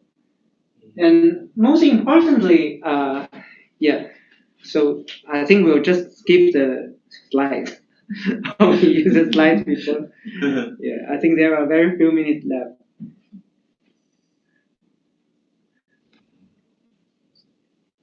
Okay, so actually, Momenta, thank you for your brief introduction. Yeah, it's very accurate. We are trying to build a zero threshold, zero code required metaverse platform that makes not only the 3D thing. Yeah, I have to mention we are not a 3D company. So what's the difference between us and a 3D company is that first of all, of course, we strongly believe that metaverse must be easy and super immersive. So for the 3D engine part, we are very dedicated to make immersive, hard to tell from the truth things. This is what we are doing. So we are trying to mimic everything, including the raindrops, the sound, everything. You must, we must treat your brain. This is our aim, so that this can be called a metaverse. Okay, and another thing is about the marketplace. Yeah, it's very common because everything in the world must be tradable. So everything can be an NFT. In the Sony thing, we are going to put a very classic Sony's recorder in the 1970s as a Walkman in 1970s as their special NFTs. So yeah, it's connectable to every of the Web3 wallets and it's tradable in the NFT market. And most importantly, we are introducing the DAO Launchpad because we strongly believe that each metaverse scene must be able to be governed by the DAO mechanism, including on-chain or off-chain polling and charity management. Yeah, we are still working on the third part. The DAO part is not yet finished, but for the other two parts, you can already accessible for our demos in our website. So yeah, now the major point is that a lot of people they are doing metaverse. No, then everybody is doing metaverse. But what makes Momenta different? First of all, we are not competitors. We are actually in totally different area because we are majorly a business. So we are working for you. So we will enable a lot of the different projects to access the super realistic style, also the voxel cubic style. That's all the styles you are going to have, including the low poly style. I think you're using the low poly cartoon. So we are able to bring you a huge library so that people can make the metaverse without any code. Even though you want to do the super realistic thing we showcase, it's just by clicks and menus. So that's what we are offering. So usually the super realistic style usually now is made by Unreal Engine 5. But it takes up to 6 months to do a lot of modification, justification, a lot of adjustment to the rays, to the lights, to the material. But we will enable you in a SAS style, so it's very easy to use. And also, we are trying to lower the threshold for metaverse creating, so that a lot of the industrial level metaverse can be made without any code. This is what we are doing. Yeah. So this is the voxel engine we made before. We launched this July. And we are, this is very important because we are able to run over 100 million cubes in an entry level, like a Redmi's phone, like Oppo or Realme's phone. That is about $100. They can still run it. And also, we are launching our marketplace, which is customizable, and you don't have to worry about any of the smart contract coding. Yeah, we stick to our principle. We are a zero code platform for you to make metaverse. And what we are working on is the metaverse style. The metaverse DAO is what we are working on because currently, there has been a lot of different tools regarding the on-chain or off-chain polling, regarding the charity management, but none of them is very understandable for newcomers, especially for a lot of community team. They are very keen to make metaverse, but they have absolutely zero technology, and they are not familiar with a lot of concepts. For example, if you have to run a multi-signature with Gnosis Safe, it requires a lot of basic knowledge, but we are trying to ignore them all. So this is what we are doing. So what is the business mode? We are majorly charging the transaction fee, although for now it's free. But in the future, when you rely on us, we will charge you. Thank you. Okay. Yeah. We will charge you hard. Okay. But first of all, we are very keen to serve for a lot of projects, especially we are serving for the technology team, non-technology team in a lot of new markets. Like in Nigeria, we have a lot of volunteers there. There are actually most of the people has already got the wallet, but a lot of people, a lot of community KOL, they do not have technology. So that's what we are offering. Okay, this is a Detroit project we made before. This is the end of it. But the latest showcase, I have to say, this is the first time we released our latest super real style zero code thing. That's what you see in the London style. Okay. Okay, that's it. Thank you. Great, thanks Neil for the very interesting sharing. So looking forward to like building our own metaverse with zero code with Neil's solution. So now it's the time for Q&A session. Let's hear from our judges in our current venue. Judges, please. Remember to speak louder because we are also recording this session on YouTube Live. Hello, I'm Jiva from Artist Capital. Okay. Yeah, and I'm interested in the Mo engine. Yeah. And, Okay. The engine part, right? Yeah, the engine. This is a voxel version. Momenta and the super real version is what we just showcased. The latest. Oh, okay. The demo video is made by Momenta engine. Yeah. Yeah, and can I run the demo video and? Actually, we can. If I bring my $8,000 laptop here, or we use the cloud rendering, we can run the real-time showcase. But for the super realistic style, you indeed need a very good graphic card computer or a cloud rendering service. Okay. I have one more question. And in the demo video and in the TV, I noticed there are logo at Unity. Yeah. Of course. We are proudly powered by Unity. Thank you. Okay. Because it's very difficult to build a gaming engine like Unity because we are a cross-platform platform. So if you want to do mobile things, you want to do mobile devices, Unity is still the best choice. The Unreal Engine, they are doing very good, but they are PC only, so it will limit a lot of use case. Okay. Yeah. So you're based on the Unity and we actually the rendering engine. You can see that we are doing a lot of automatic work to automate a lot of things. Okay. So, for example, you want to do Scratch by Unity, it takes like 6 months. We can enable you to do it in a week. Okay. This is what Got it. Okay. Thank you. Thank you, judges. Any other questions from the Yes, Darius? I do. Yeah, this is Darius from Polkastarter. So I'm just wondering, what I have seen in the video are all hard surface modeling. So I'm just wondering about soft surface modeling, such as humans beings, to import like a human character inside the space. Yeah, we are doing the human part. After we finish the whole model, because we haven't finished the most difficult part, which is the face. And then after I think we are going to launch the human part next month. You will show a hard to tell, very vivid meta-human. But this is not meta-human because meta-human is a Unreal Engine's website.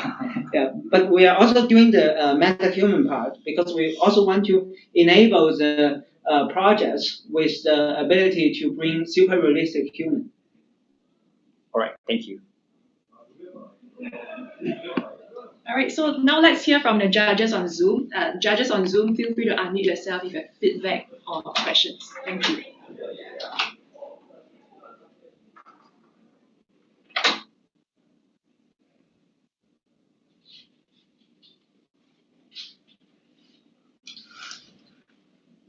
Any questions from the judges on Zoom?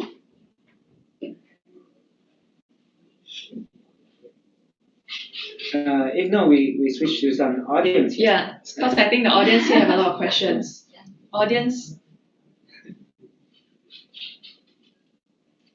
Last question? Yeah.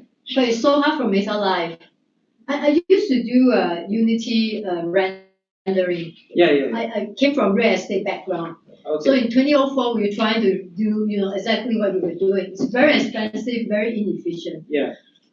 Right now, if I need to render it and display on the mobile phone, you can use cloud rendering. So you have to Unity has a service now. Real time. We have to use a remote GPU, and they charge a lot. Yeah, they charge like 6 cents USD. Okay, so it's minute. still not like mass market kind of.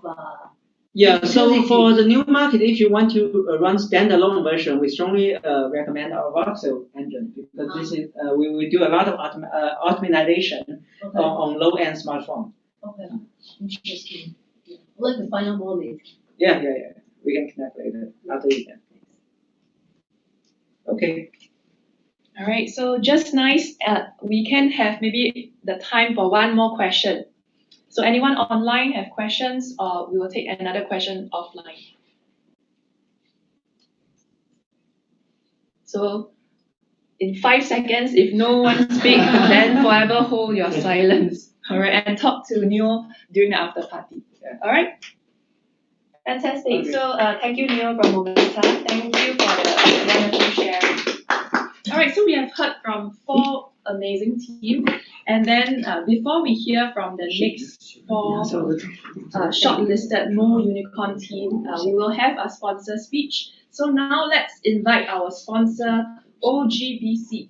So Jaden from OGBC, I believe you are online with us right now. So we will stop sharing our screen, and now you can share your screen to share more about OGBC. Okay, thank you very much. Yeah. Well, it's very honored to be invited to be a judge of this demo day. The demo day is very intensive, and I'm so honored. So many great projects we can see. So, well, I just quick introduction about myself and what OGBC plan to do. Well, my name is Jaden. I am a crypto enthusiast and entrepreneur with over 8 years of experience investing in early stage and across the fintech and the blockchain space. I have been an early adopter in Bitcoin, Ethereum, and some of top market cap projects today. Also, I'm a big fan of NFT. So you can see I've backed many top tier NFT projects like CryptoPunks and Bored Apes. Just you can look at my profile. The letter is a ape. It's quite cool. And I was thinking if about your real photo, can you show your real face, not your ape face, so we can all see you? So I was thinking if Elon Musk like it, I will sing it for free. Well, okay. I will just introduce OGBC. So OGBC is a short call for One Global Blockchain Center. One Global Blockchain Center is a blockchain community and a knowledge hub dedicated to help blockchain technologies. So we believe in possibilities that blockchain can create. Our vision to help connect entrepreneurs, projects, investors, innovators, and also global leaders for this ecosystem. So OGBC was founded to foster meaningful connections, bring together talents' minds to rapid growth and development of Web3 technologies, metaverse, and more advanced decentralized applications. So basically what we do, we by leveraging our expertise, network, and resources, we want to empower real innovative and valuable solutions for the blockchain technology, right? So we are very excited. Our team has experience to help more than 200 projects, really idea from to launch since 2017, and commit to empower growing and helping high potential projects build the infrastructure for tomorrow. For young projects looking for a home to grow in and the founders looking for a space to network with others, so we are building a physical blockchain center in Singapore. So this is a co-working space. It's under renovation. So yeah, I hope it can be done in late November. So I will invite investors and projects coming into our blockchain center to do the networking or work together. Yeah. Okay, so it's pretty much what OGBC is doing. So I'm very happy to be here. If you want to approach us, just ogbc.com. It's easy. Thank you very much. Thank you. Great. Thanks, Jaden, for the sharing. Do you want to show your Web2 persona? Do you want to remain an ape? Okay. Everyone here very excited to see your real face. Web2 face, please. Show face, Jaden. Yeah, look at our event. We are all Web2 here. We already unmasked our Web3. Yeah. Yeah. So do you guys have any top tier NFTs? Yeah. Yeah, I think the most important is not it doesn't matter Web2 or Web3. It's more about to building, right? So we have a lot of stuff like play to earn, move to earn, but in my perspective, it's build to earn, right? As long as we are building in the bear market, we will earn, right? Yeah, so let's go for it. All right. Thanks, Jaden. I guess just like Satoshi Nakamoto, you want to remain your view of anonymity, and we respect that. So thanks, Jaden, for sharing. And if you want to learn more about OGBC, feel free to check out their website. Feel free to reach out to Jaden as well. So thank you, Jaden, for the sharing. Yeah, thank you very much.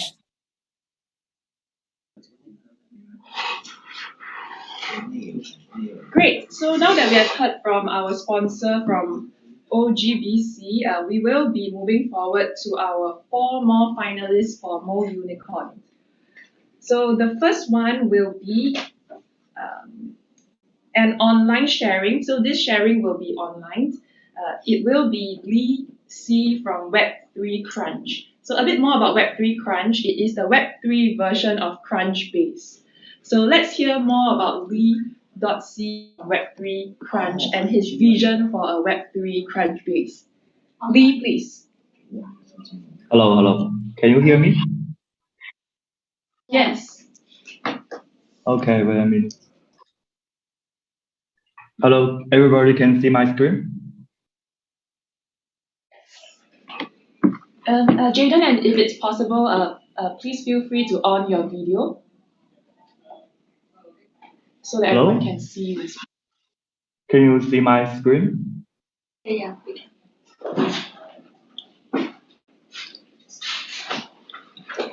Hi everyone, I am Lee, the founder of Web3 Crunch. Web3 Crunch, as our name suggests, is the Web3 version of Crunchbase. But we want to do more.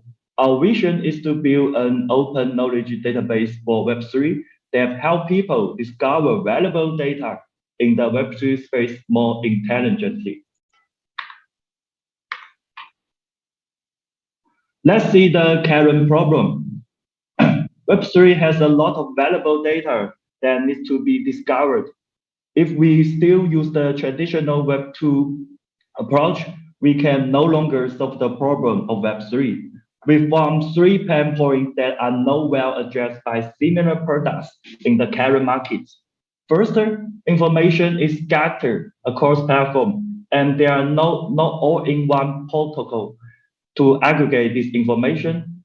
People may need to switch between multiple platforms to see the valuable content they want to see. Second, the potential relationship between the data are not well presented. Third, the traditional Web2 platform data, which is mainly maintained by the platform itself, is very closely. There are also not many effective incentives to encourage the community to participate and contribute. Solution. Based on the above problems, we propose the following solutions. Build better Web3 Crunchbase. First, we need to build an all-in-one open Web3 database, which contains information about all aspects of the organization, people, and related events. Technically, we will gradually synchronize the data to the train to archive a tree on-train database. Secondly, we will use the knowledge graph to display our data and fully explore the potential relationships between projects, team members, and investors. Technically, we observe that the Web3 middleware is getting more and more perfect. So we will use the stack of Web3 Lego to try to integrate with this modular in order not to repeat the wheel. Finally, for data generation and maintenance, we use the DAO model to build, and we guarantee the entire life cycle of data through several roles: generate, review, curate, maintain. The all-in-one open Web3 database is the core power of Web3 Crunch. We have defined several keywords such as organization, people, events, news, etc., which will somewhat connect to each other.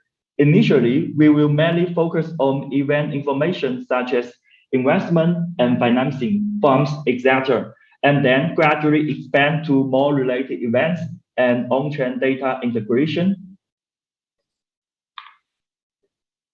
Relationship between data are displayed. This relationship may include investment and financing, working relationship, or some interaction between address on the chain, etc. The integration of this data relationship can greatly enrich the presentation of data. For example, people who come out of Coinbase and then start their own business are more or less connected to each other, and they are also called Coinbase gang. Use the DAO pattern to maintain the data. We have decided the following 4 roles. Creator, responsible for submitting and adding information, voting, promoting. Reviewer, responsible for editing the information submitted. Curator, creation of valuable information such as creating a list of items, associating quality content to a topic, etc.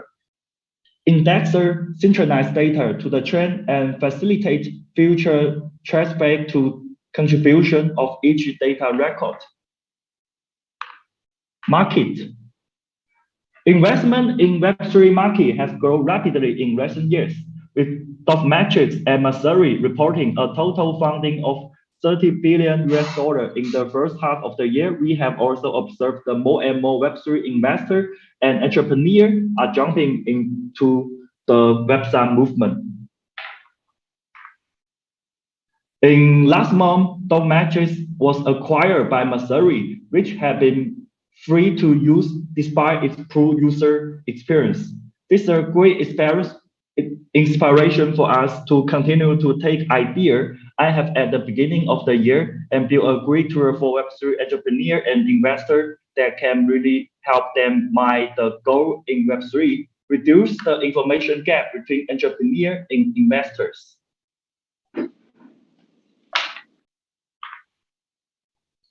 About Crunchbase, as a 15-year-old software, has achieved a very good result. And we believe that Web3 is the future, and the value of the Web3 industry will more than 10 times that of the Web2 economy. Web3 Crunch was born in Web3 and used the Web3 native technology show, focusing more on some of the metrics unique to Web3, such as token, culture, and open source code culture. All of this will allow Web3 Crunch to take a completely different development role than Crunchbase.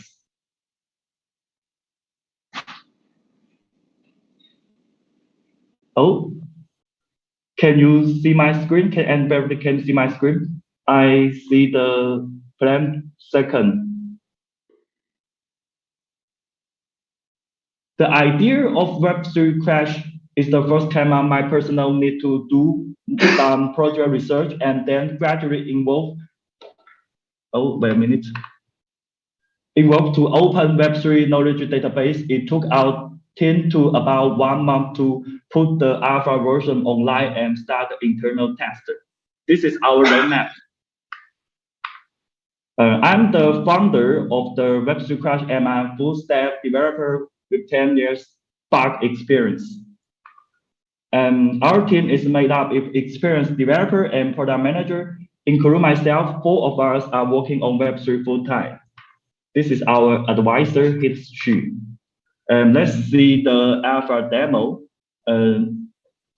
In this page, you can see if I can click the bit funding run data, and you can click the detail about, for example, HashKey Capital. You can see the HashKey Capital, the profile, and you can see the portfolio, the fund he joined, and we can see the form lister about, for example, about long hash.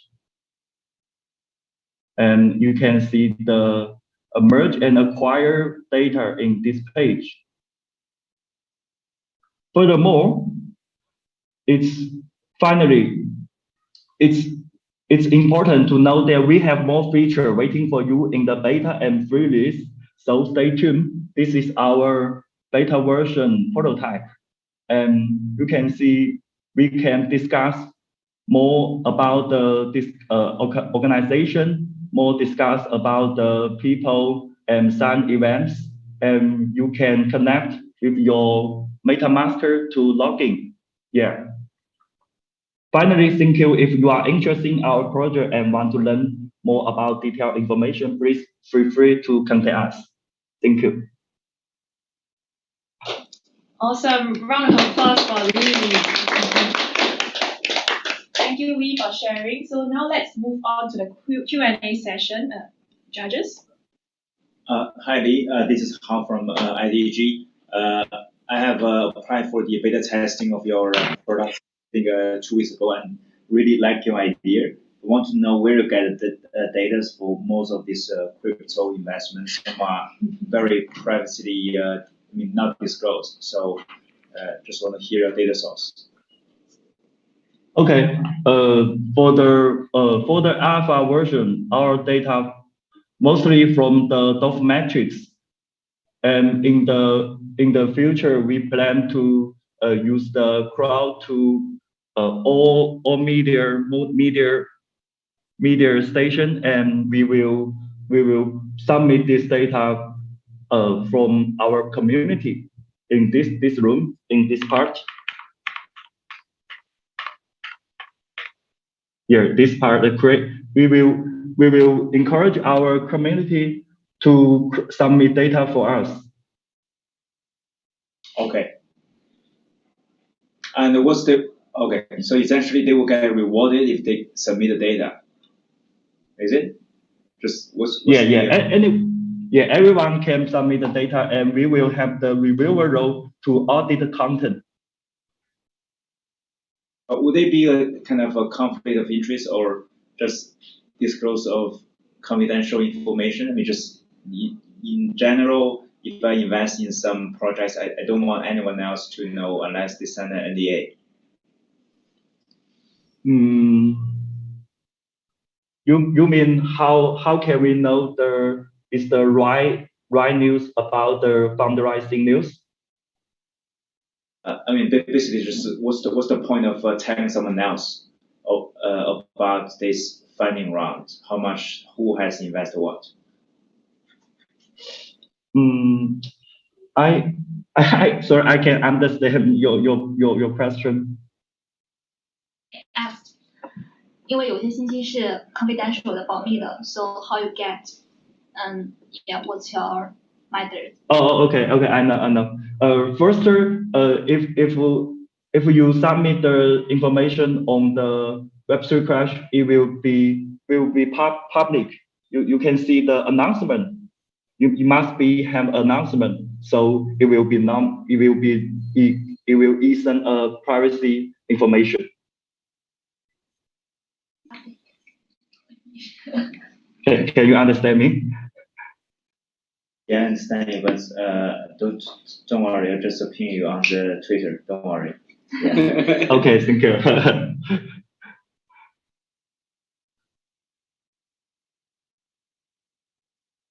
All right, so what about our judges online? Any questions, feedback, feel free to unmute yourself and let Lee know.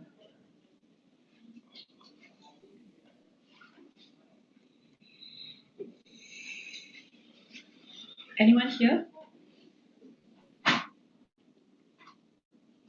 Okay, furthermore, if anyone want to use our product about the alpha, you can use this domain, and I will give you a account to try our product. Great. So I will leave 5 seconds. Anyone have any questions, feedback? Feel free to just share right now. Otherwise, we will move on to the next sharing shortly.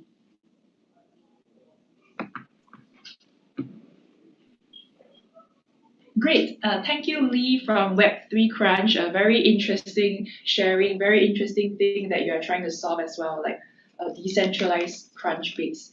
So feel free to reach out to Lee on his social media channel if you want to find out more or if you have any advice or feedback for him. So thank you, Lee, for the sharing. And now we will move on to the next group. And the next group is T15, Team 15, and they are also an online sharing. All right, so let me introduce the team. This team is called Planet Second Metaverse, another metaverse-related project, and they aim to create a user-generated content MMORPH metaverse. So it's a user community-based kind of metaverse, and they will also have a 3D mobile game engine. So let's invite Sam Leong online to share and introduce more about Planet Second Metaverse right now. Good afternoon, everyone. It's my pleasure and a great honor to present this project, Planet Second. First of all, let's see a 5-minute video.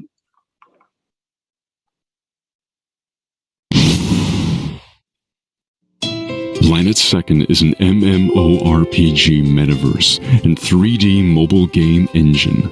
Players can create their own games, discover, interact with others, fight battles, play casino games, or just relax and explore the world while farming resources and crafting items.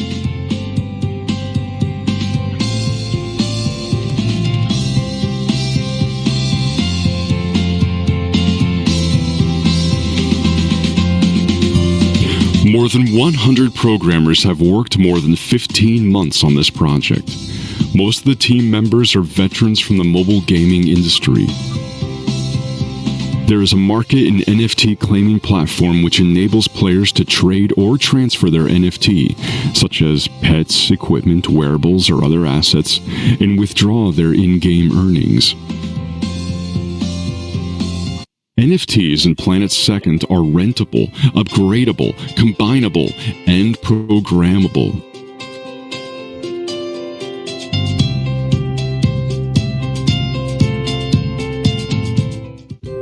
Planet Second is a UGC platform which provides users with tools and 3D materials on PC and mobile apps. Users can build 3D content or mobile games without any programming knowledge.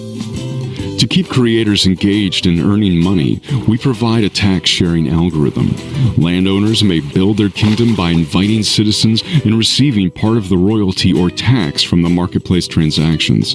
It's called governing income.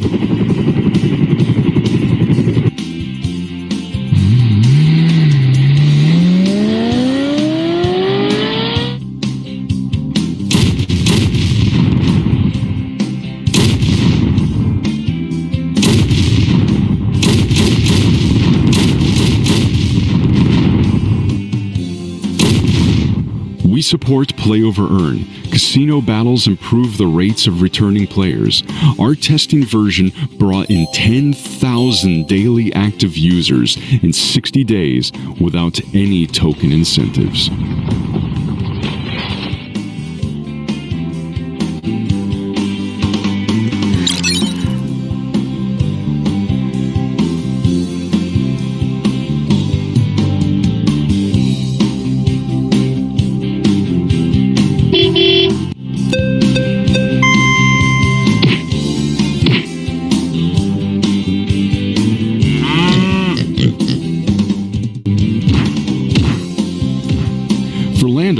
The more citizens they invite, the more tax income they may acquire. This tax sharing algorithm is based on the number of citizens, token staking amount, and prosperity of the land development.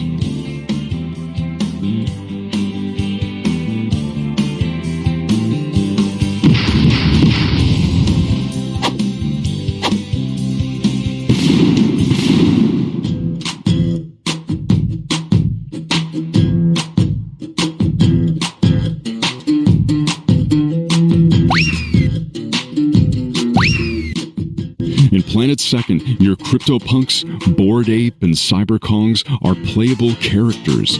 They can improve their game level through training and casino battles. The concept is Metaverse as a Service. In Planet Second, DeFi, GameFi, and GuildFi are combined. Planet Second also enables token offering by a built-in DEX for games with a monthly income of $50,000 or more, or any kingdom or guild with more than 300 members. It provides incentive to landowners and guild managers. By running node servers, users can collectively secure the proper functions of the game engine and ensure that Planet Second is a distributed open metaverse, not owned by a single company or able to be shut down by a single individual. At the same time, governance tokens will be distributed as staking rewards to each node owner.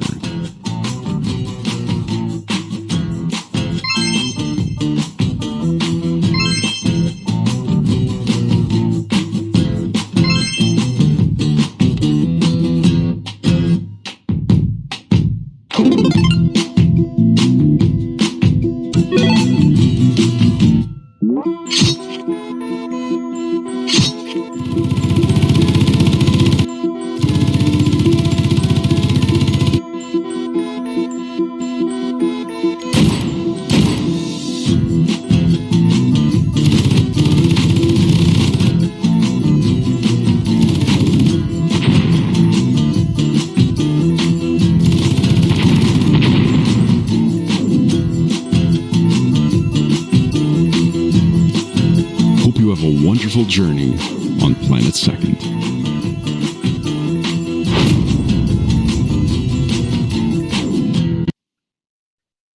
Yeah, thank you for watching. All the games in the above video are already being released. It's not a demo. And as a UGC platform, many users and the players and guild are building their interesting games. I will show one of them.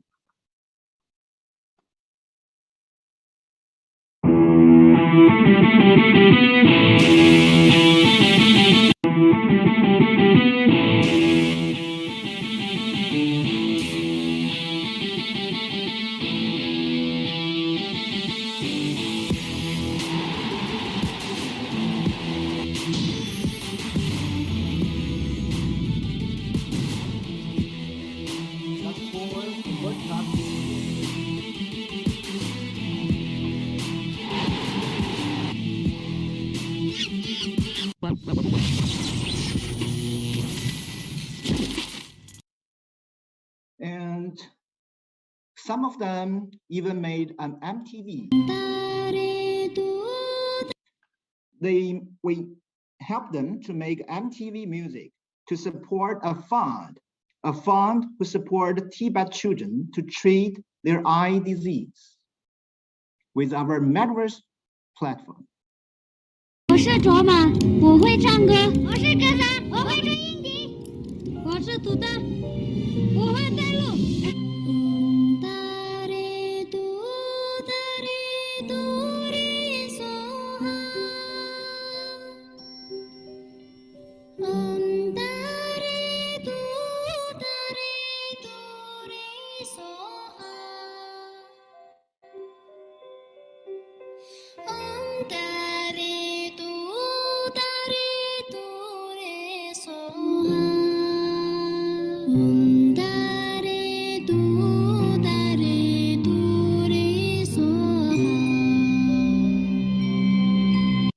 Each sponsor of this fund may claim a vision fish from this metaverse land. And let's go back to the online PPT. Let's go back for some keywords.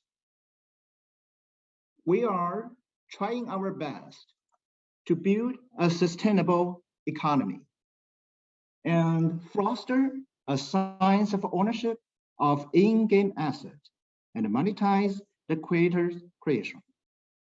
And we believe that the play over earn and the play to own. So the players could be rewarded for their contributions with the ownership of games in form of token and asset.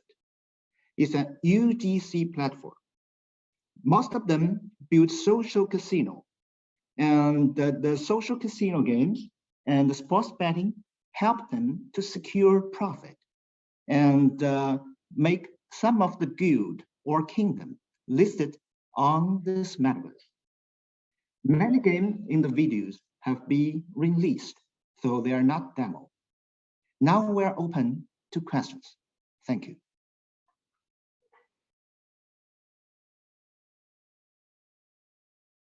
Great, thanks Sam for the sharing. Any questions from our venue right now? Any feedback? What about online? Feel free to unmute yourself, judges that are currently on Zoom, to give feedback and ask some questions. Hello, Weil here from Starnif. Thank you for the presentation. I want to clarify, you mentioned that social casino games. As in, exactly, can you show us what kind of games you're saying?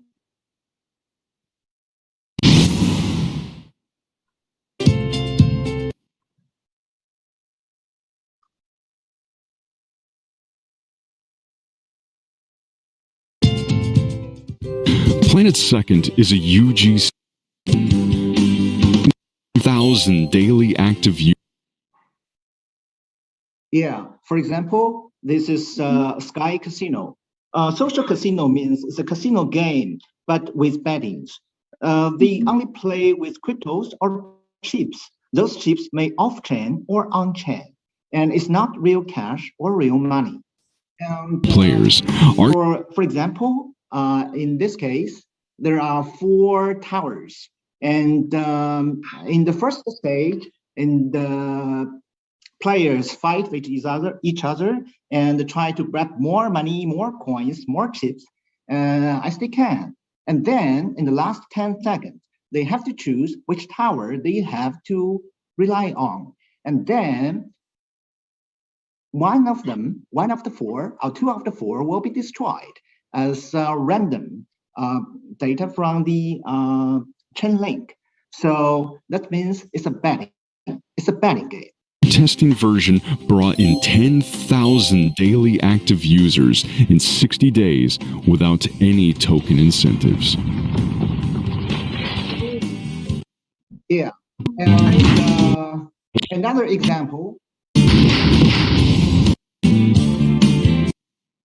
Token staking this amount. Is the Egyptian Maze. It's also a social casino, and a good example will rely on, just a moment, is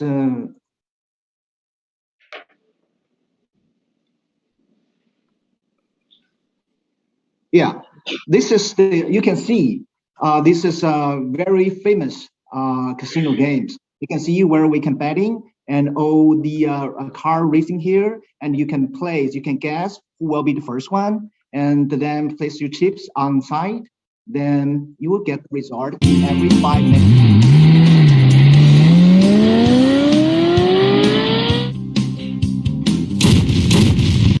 Yeah, can you understand those examples? Yeah. Thank you for your question. That's very clear. Sorry, may I ask, like, in the video, it's mentioned that the day you reach 10K within how many days? Like, how is the day you like? Yeah. In less than 60 days. Early this year, in January, we launched a pilot program to test in Philippines and India, which generate very good result. I can show you.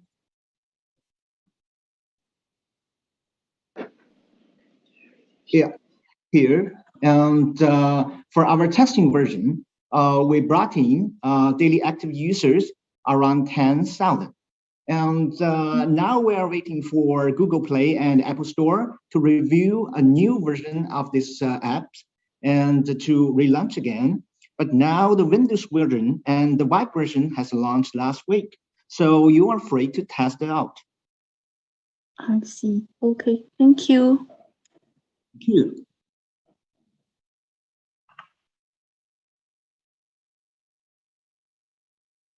So we have 1 minute left for the QA, so I think we have time for one more question. Anyone from our venue have anything to ask Sam from Planet Second? Online, what about the judges online?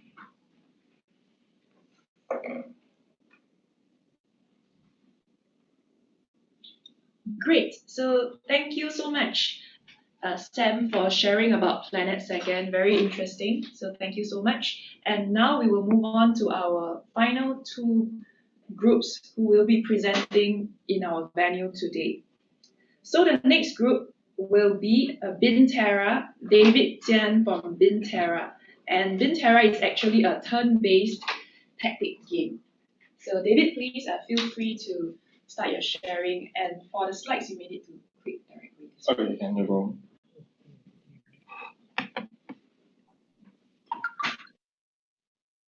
All right, sure. So, good evening, everyone. So, first of all, thank you all for giving me an opportunity to present my awesome project here. So, what is Bintara?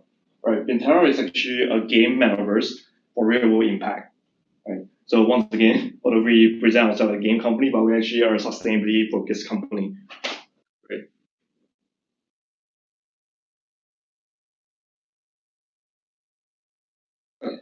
Right. So what's the two main pain points that we are trying to solve in sustainability and also GameFi? So for sustainability, currently there's actually no strong incentive for anyone to do any green action at all. Like let's say you go for recycling, you probably what you get is just a good sense of justice, a good pat in the back. That's about it. Like there's no really strong incentive, right? And for Web3 gaming, I think everyone can agree here in this room that the Web3 gaming onboarding experience is terrible, right? You need to register for an exchange, you need to do KYC, you need to get your wallet, especially if let's say you're playing XC, you do need to bridge it to a different chain, buy the NFT, then only you can start playing. So what are we building? Right, we're actually building the entire ecosystem. So we are building a fun game with actually a very deep world building, and we are actually maximizing utility of the game assets that's coming on board into our ecosystem. And we're also trying to grow users through multi-chain. And all these users that come on board, they can be Web2. They don't have to know any crypto knowledge to come out on board and play. And we're actually building a network of real-world impact projects as well as GameFi. So we're bridging the two. Okay. And we're also, of course, focusing a lot on the social and community element in all of our ecosystem. Right. So our game, so this is actually our main game. So like what you present, we actually turn-based tactic. And we actually launched this as our Bino NFT. It comes 4 class, and all of them have different skill and also traits in terms of quality. And we actually want to have a game that is like challenge the player strategic and also technical thinking. Right? And all the good games, they need items to progress. Kind of like Dota, you need items, you need to craft them, you need to farm them. And maybe to give you guys a short demo of the game that will explain a lot faster.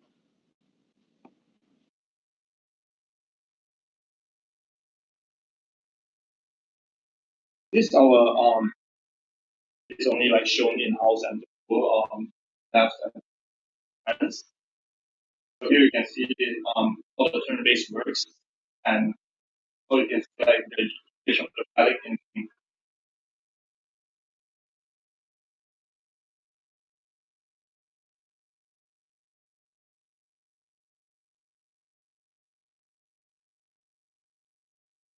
So you get some crafting material every time you play to finish the game. So we're still like 6 months away from our demo launch, right? And this is our play-to-earn token, and it's basically a fixed supply token with 1 billion supply.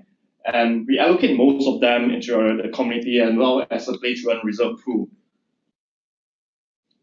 So here you can see our tokenomic. As you know, play-to-earn game, you need to play and earn them. And we actually have a very unique mechanic for distributing the game token. So what happens is that as our user grow, the less token they are actually going to get playing every day, right? So this is kind of like we're betting on the demand is going to be more than the supply by adding a lot more consumability element into the game and ecosystem. Like every item you purchase in a game for cosmetic purposes is all going to be charged in our token. And even breeding, even leveling, all of this can cost a token. So it's kind of like a very linear progression model, like a lot of games. And this is actually one core element that we are building within our ecosystem. It's called Silent. So what's Silent? It's actually a multi-chain game hub. So think of this like Steam, but for Web3 game. If you guys are familiar with the Steam platform, it's the platform where you guys can browse and play game. And you guys don't really need Web3 knowledge to come on board. So a typical user journey will be like they'll log in or register with an email and wallet. They'll browse and play the available game in our ecosystem. They'll buy and sell the NFT with either fiat or crypto. And lastly, they could withdraw all of this asset that they earn to any chain that's supported by us. And another mechanism of our Xylem is that we are actually introducing cross-chain and cross-game staking, our game ecosystem. So how does this work? So what happens is that you stake the NFT in one of the games that's supported in our ecosystem, and we actually unlock some other perks in another game. So this actually helps games to communicate within our ecosystem. And on the sustainability side of things, we actually have the Beans multi-class token. What's the multi-class token? It's actually kind of like ERC 1155. What happens is that you can name each token and class them, and that's where you know like which organization is issuing these tokens. And user can earn the Beans token from our green app, where they can do some green action. They complete the green action like recycling, for example, and they get the Beans tokens. And some of the items in our game actually require this Beans token to unlock the perks, or they can maybe use the token to actually buy some of the item in our game. So what happens is that this actually add monetary value to our game to this Beans token, right? So which means the user will do like green action, they get cash, they get monetary incentives. And this is our roadmap right now. So we actually launched our token and also like NFT, and we are actually done with our game in-house game demo. And right now we are actually also done with our Discord game. And we are actually going to focus until the end of the year. It's going to be all the game launch, and also we are actually also launching on the third chain. So some background, we actually launched on ETH and Zilliqa, and right now we are going to launch on Solana next likely. And on 2023 onwards, we're just going to focus on expanding on the game content, building our hub, and also as integrating more sustainability element into our game. So we actually have a huge monetization channel. So we have the game side where there's an NFT sale, there's token sale, there's a cosmetic item, there's like the monthly subscription, the battle pass, and as well as we have B2B sustainability angle as well. What happens is that we actually provide CSR services to companies. So company will come aboard, they want a novel way to do CSR, they want to do analytics, they want to do reporting, we do all of them for free. And the platform want to come on board with us in the network, we actually charge the platform fee as well. And we do want to use the DAO in our treasury to actually fund all the like-minded project that's aligned with our vision, which is sustainability. And for the game hub as well, we're also charging a platform fee and transaction fee. Of course, right now, if let's say you want to integrate, come on board with us, it's going to be free. But once we got more user base, we're going to charge you. Same thing. Okay. So these are our market sizes for gaming. All right. So in the gaming industry as a whole, there's like a $203 billion every year. And for this population game and NFT, like by 2025, they're estimated that the value will go to like 83 billion. And we're just going to capture like 1% of them, which is like 830 billion for Bintara. Right. So our ask is actually like just $2 million for the seed round for everything. And this is actually our team. So our team is actually all blockchain native. So like even me, myself, I've been in the blockchain industry for 6 years. And my partner over there, he's a blockchain professor and he's also an NGO founder. Right. So, and all of the rest is like game designer, game developer, and also the artist. So as you can see, it's a very dev-focused team. But we do need some help in terms of marketing as well. So if you guys have any advice on marketing, do come on board. Yeah. So you guys can reach out to us maybe on Twitter, Bintara Game, And you guys can reach me personally at Genesis, my Twitter handle, and you guys can come and check out our website as well. Yeah, that's all for my sharing. Awesome. Thanks, David, for the sharing. Any questions from our judges here? Yeah, I can go first. This is Darius from Polkastarter. So I'm just wondering, where does the funness of the game come from? Is it from the deepness of the game, tons of customization? Just want to hear from you. Yeah, thank you. Right. So we actually have a very interesting storyline that we haven't reviewed anyway, and we also have like a very deep customization, as you said, right? So I think how as the game progresses, like it's gonna be more than just turn-based tactic. It's gonna be adventuring as well, and we are actually gonna build more than just one game on top of this. So we're gonna build a game universe. Think of it like Angry Bird, right? Angry Bird, they have their own franchise where they have more than just slingshot and shoot. But for us, same thing as well. Like we have a really cute Beano. So what do you think we can do with a cute Beano? We can actually, use it for adventure. We can use it for kind of like Tamagotchi-like game and so on. So I guess it's kind of like building an entire good, real fun ecosystem rather than just one really fun game. Yeah.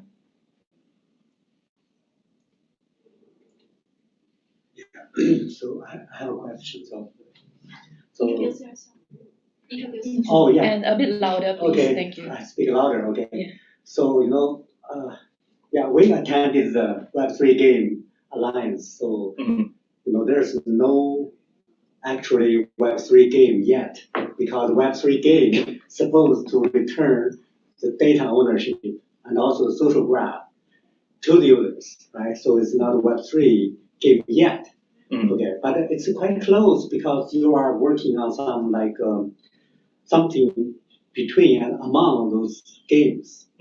So Metalife is working on Web3 social network. So what we combine, so they're probably like a user can take their data and they move to any games they want to play. So if you can build the standards, for example, like among all the games, then the Web3 game will be feasible, will be possible. Okay, Yeah, so I think that's probably really after this one we can talk about this. Yeah, for sure. I appreciate the feedback. Great. Any questions and feedback from our judges online? Feel free to unmute yourself to share.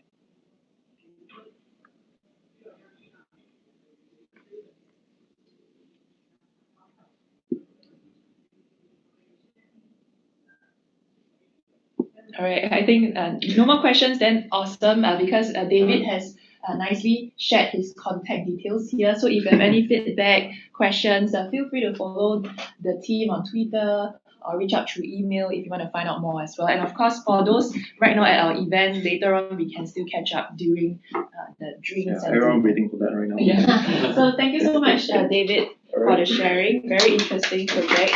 How you link CSR and GameFi together. So pretty interesting as well. So I know a lot of you are feeling hungry already. So don't worry because now we are at our last demo day project sharing. All right. So last but not least, we have Team 17, Nandit Mehra from Lighthouse. So what is Lighthouse? One sentence, it is a perpetual file storage protocol with decentralized encryption and access control. To be honest, I don't know what I'm reading, a lot of complex terms. So let's have Nandit to help to demystify this summary that I just shared and share more about Lighthouse. Nandit, please. Thank you.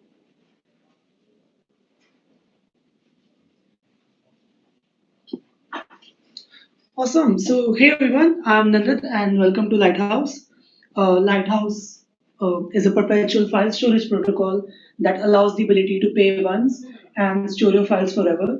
So, looking to layer on blockchains like Ethereum, Solana, Polygon, we realize that most of the transaction and the account balances data on blockchain is permanent, but we realize the files are not stored in the same way. The day you stop paying the files, the miners doesn't have any incentive to keep serving your files. And we even saw this on many NFTs being served on OpenSea, although OpenSea is caching the NFT images or other media content, but when you actually go and see the metadata, that NFT you are owning in the wallet but pointing to nowhere, like the file is not being served everywhere. And that's how we thought to build Lighthouse. So how's the difference? So Filecoin and Arweave are the two prominent storage protocols right now in the market right now. And Filecoin has a big storage capacity and it has a huge miner network and it is very cheaper. I think it's the most cheapest, not just even in Web3 but even outside that in Web2 storage system as well. But the problem is you have to do recurrent payments on it. So like you have to do miner deals and the day you stop paying the miner, they will just drop your files. Arweave, on the other hand, has a pretty unique proposition that no other storage protocol is doing right now, that it allows the ability to pay once and store forever.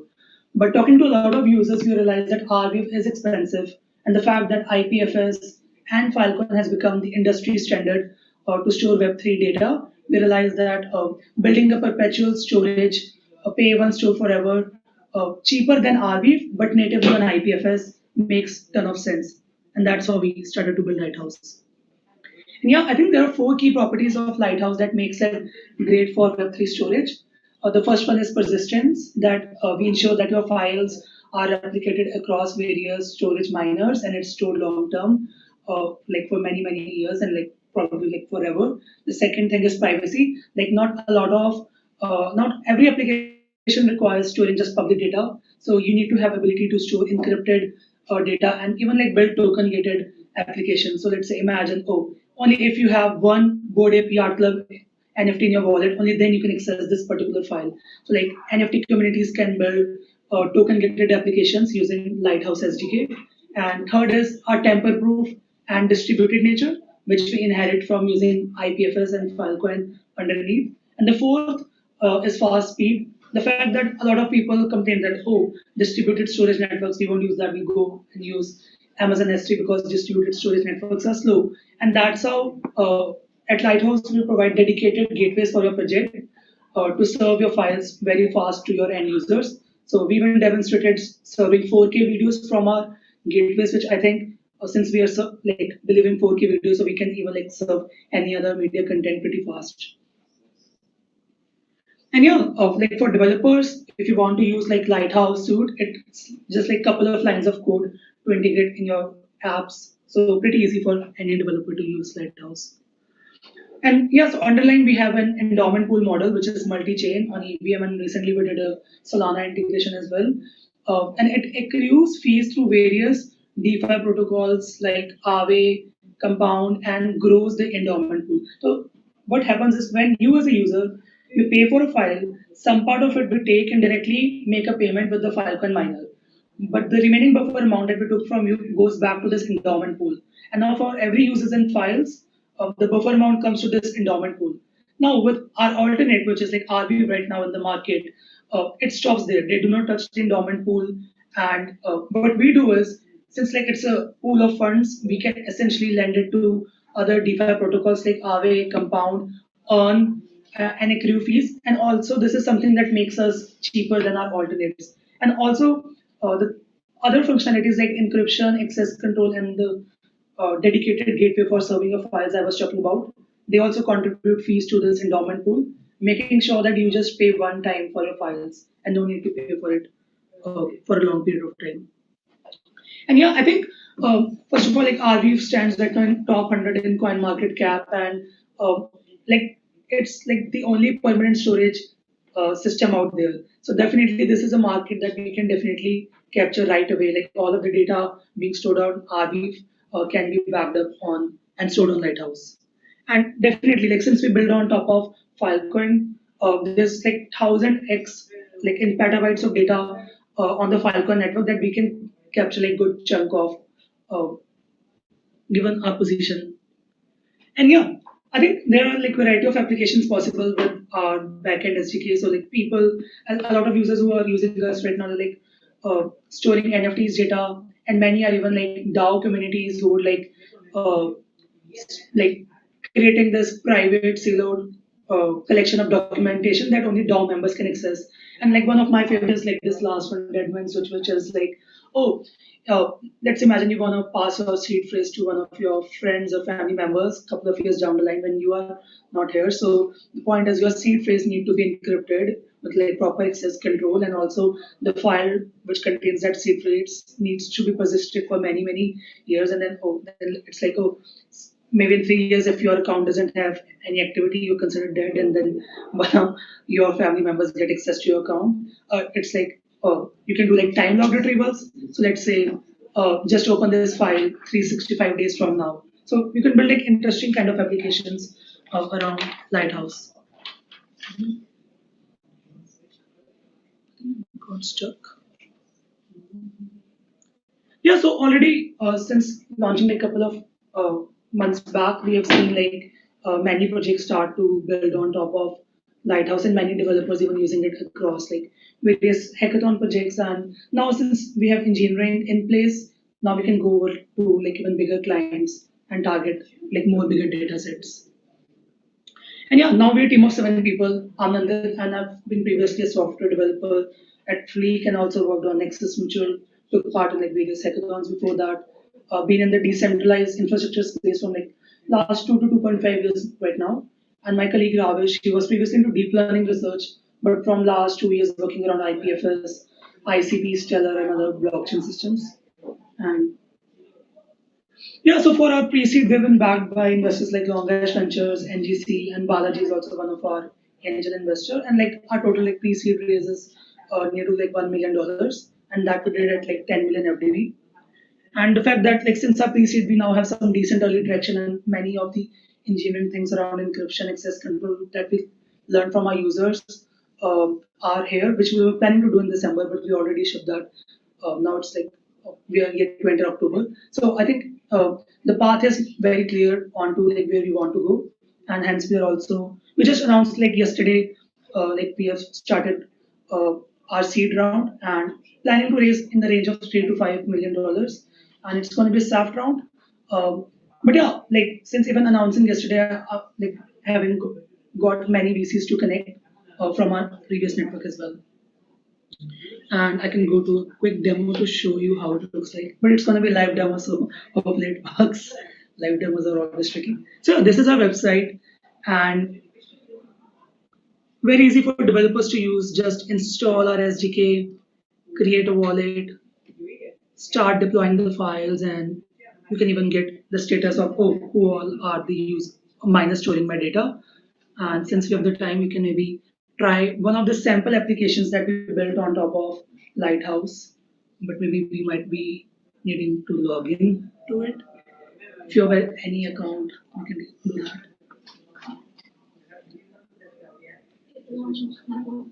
Can you connect to like any Google maybe?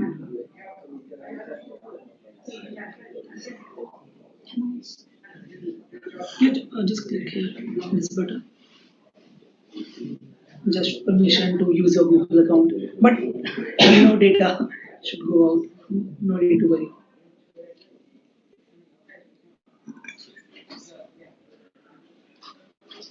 Let's like on this files dashboard, you can, that should work. Yeah. So yeah, we are logged in. Cool. So maybe we can upload like an image, and the good thing is you can even like turn on the encryption if you're like, this is a private file that may not show anyone else. And if you like upload a file, like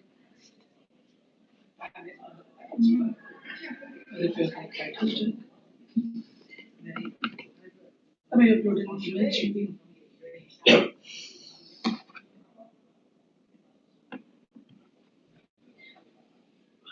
Cool, the file is uploaded. Like again, the speed is quite fast. If I go back to the dashboard, it's here, and even I can like view it. Again, the speed is definitely quite fast. And yeah, I think something that I wanted to demonstrate just very quick is that if just maybe encrypted file upload.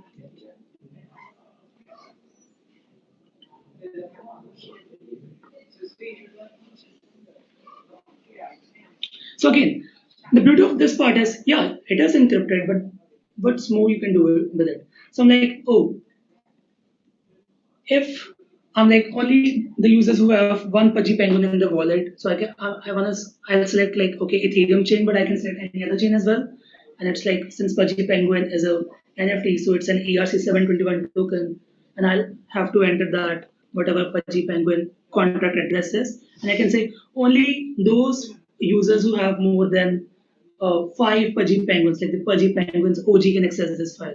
Then you can create an access control condition like this, just as an example. You can say like, oh, if you have only 1 Solana token in your wallet and 10 Solib NFTs, only you can then access this file. So yeah, it's perpetual storage, encryption, access control, and then fast gateway for the files. Thank you, and open to questions.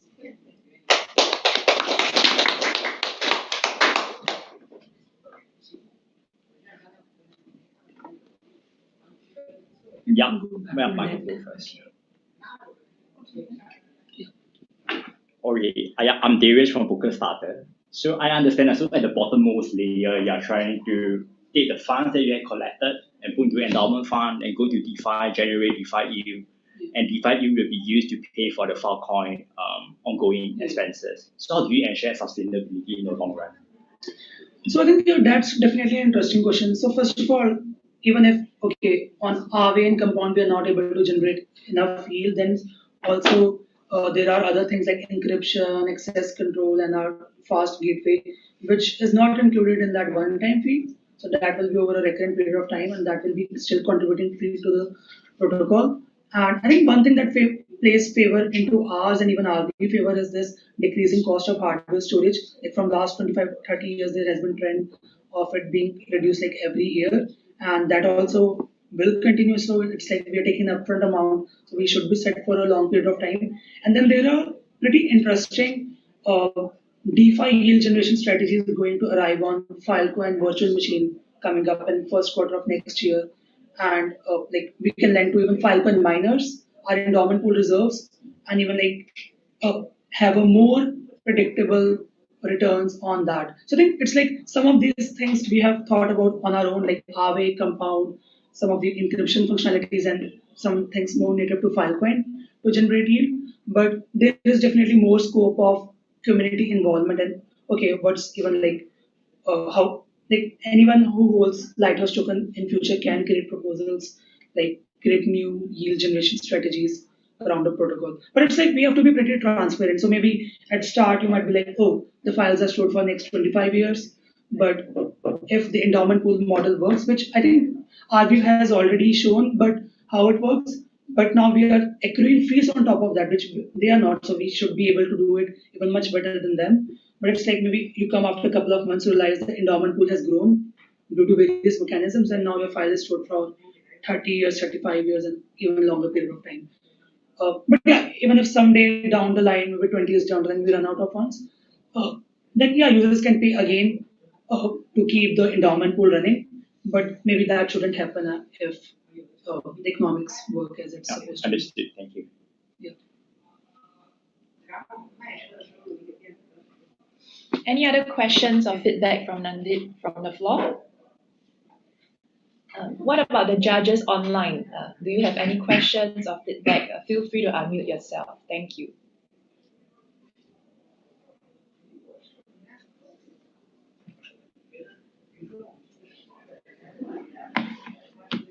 Great. So thank you so much, Nandit, for the sharing. A very interesting concept as well.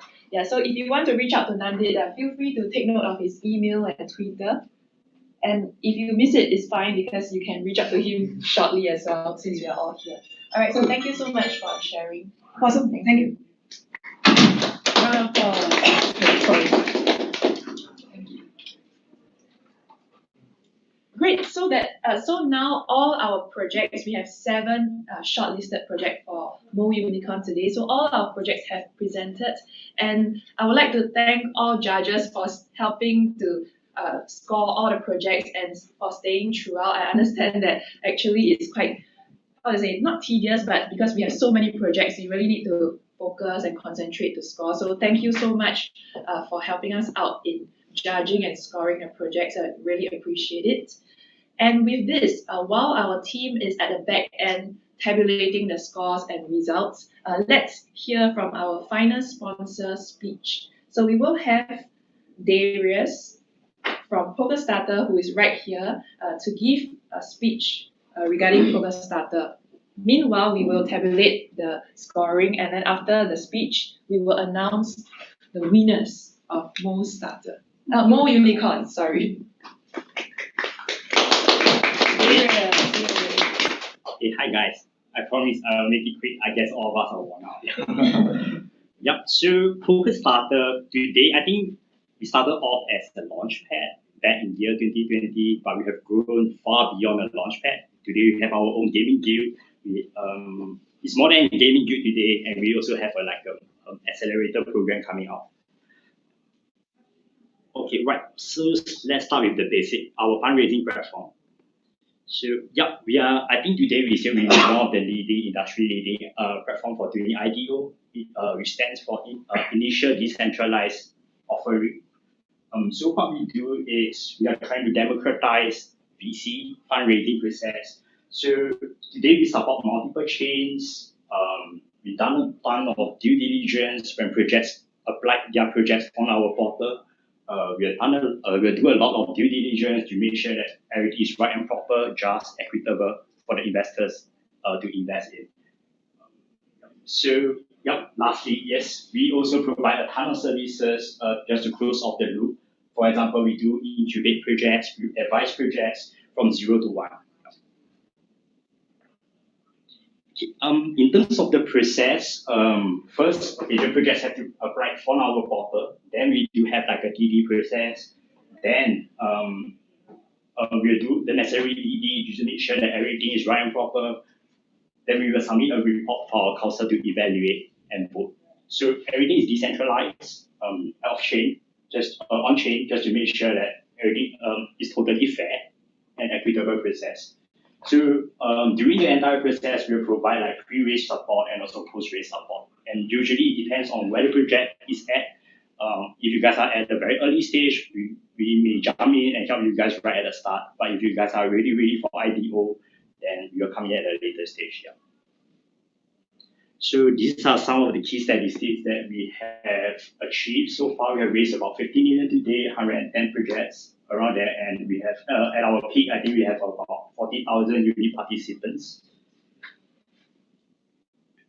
All right. In terms of our community, we have a huge community that we have accrued over the past 2 years. We have about 600,000 Twitter members, and we still have a very active Telegram group of 120,000. And moreover, yes, this number is a bit outdated. I think we have about 100,000 Discord members for our Polkastarter gaming guild site. Yeah. And at a certain point in year 2021, I think we are the second most popular crypto based on crypto rank statistics. We are ranked second. Yeah.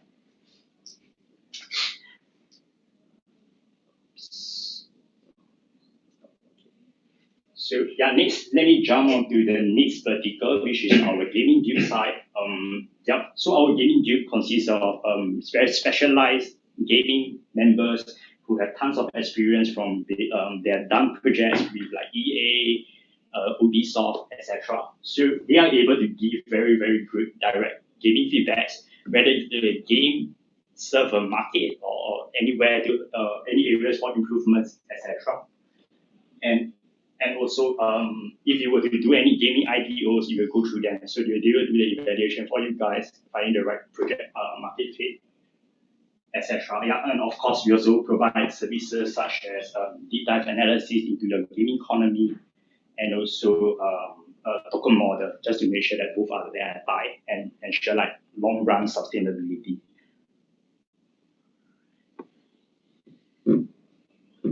Yep. So if you were to go to our Polkastarter website, we do produce a ton of GameFi content, some of the highest quality. We share our house view, where we think GameFi is going to be. We do have a predominant focus on GameFi because I think we think that it's one of the easiest way to gain mass adoption. We are able to pull in a lot of user base from Web 2.0, and hence our focus in GameFi. So, all right, just a few statistics. Most of them are very shared. We do have like the gaming guild, and we have like 200 active scholars.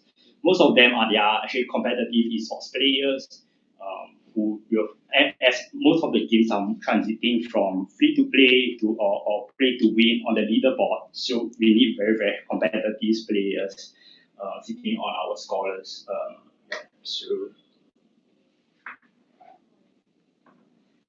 And here are some of the statistics that we have achieved for our gaming guild side. We have reached 12 million in total, about 70,000 players, and we have a lot of active users, and we have a very vibrant community in short.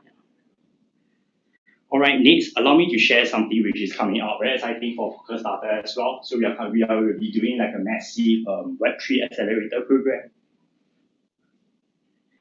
So our objective is really to accelerate the next wave of Web3 founders.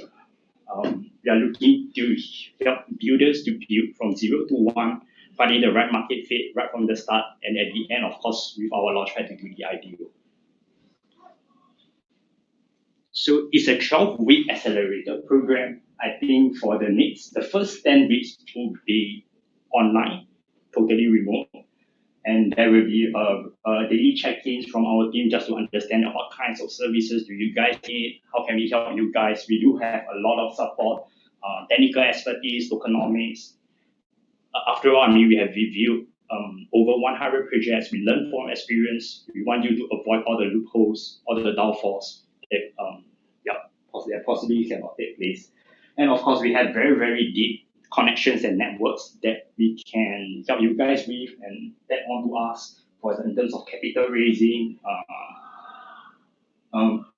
funds, and also marketing partners, our community, and the more than 100 projects that have listed on Polkastarter, etc. Yeah. And of course, for the last 2 weeks, you will be joining us in Portugal, Lisbon. It will be an offline event whereby we will be pitching to some of the highest, to some of the heavyweights in this industry.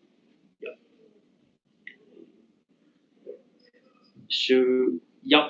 So we do have a ton of technical expertise.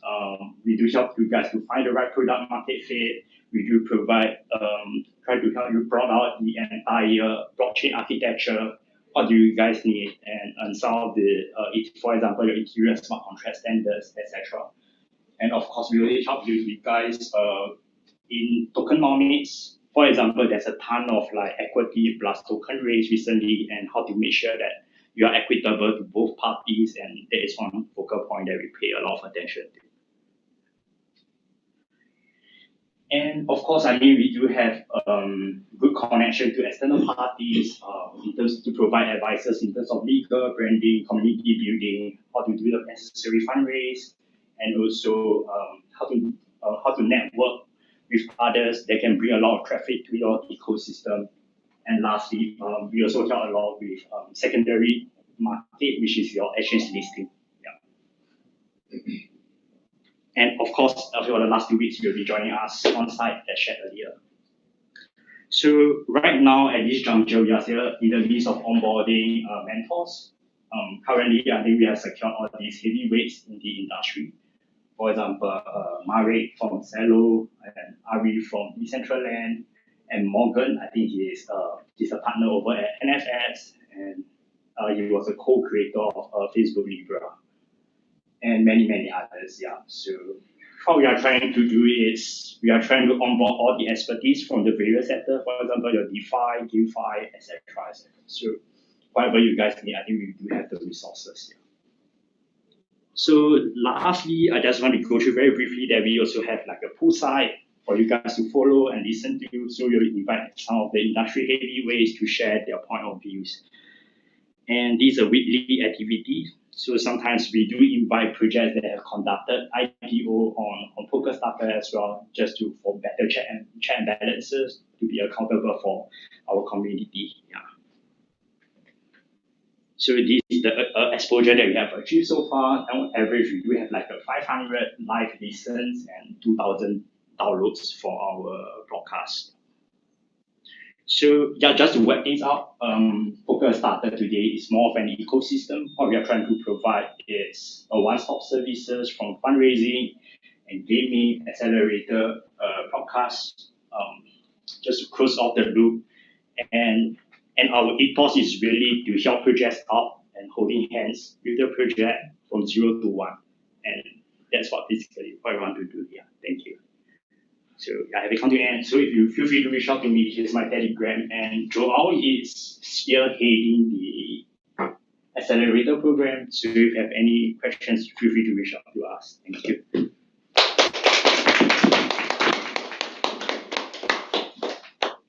Awesome, fantastic. Thank you, Darius, for the sharing. Very Yeah, helpful. so I think Polkastarter has a great community, so feel free to check them out because we all want to join more good community, build together, learn together as well.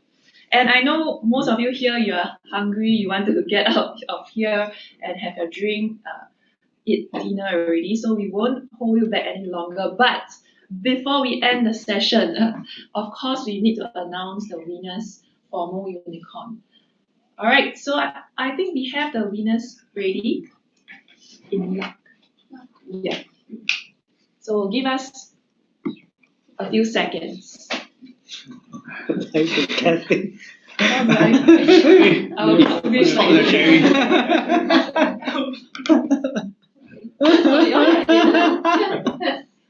the TV. Turn off the TV. All right, it's fine. All right. All right.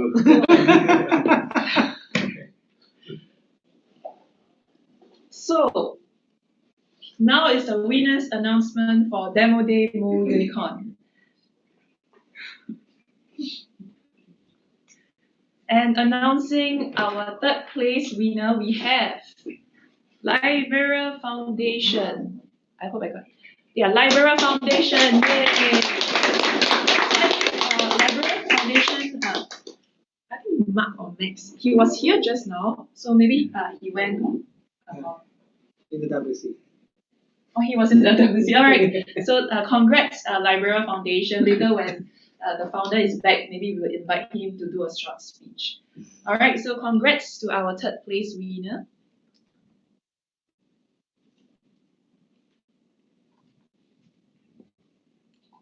Second place, we have Momenta.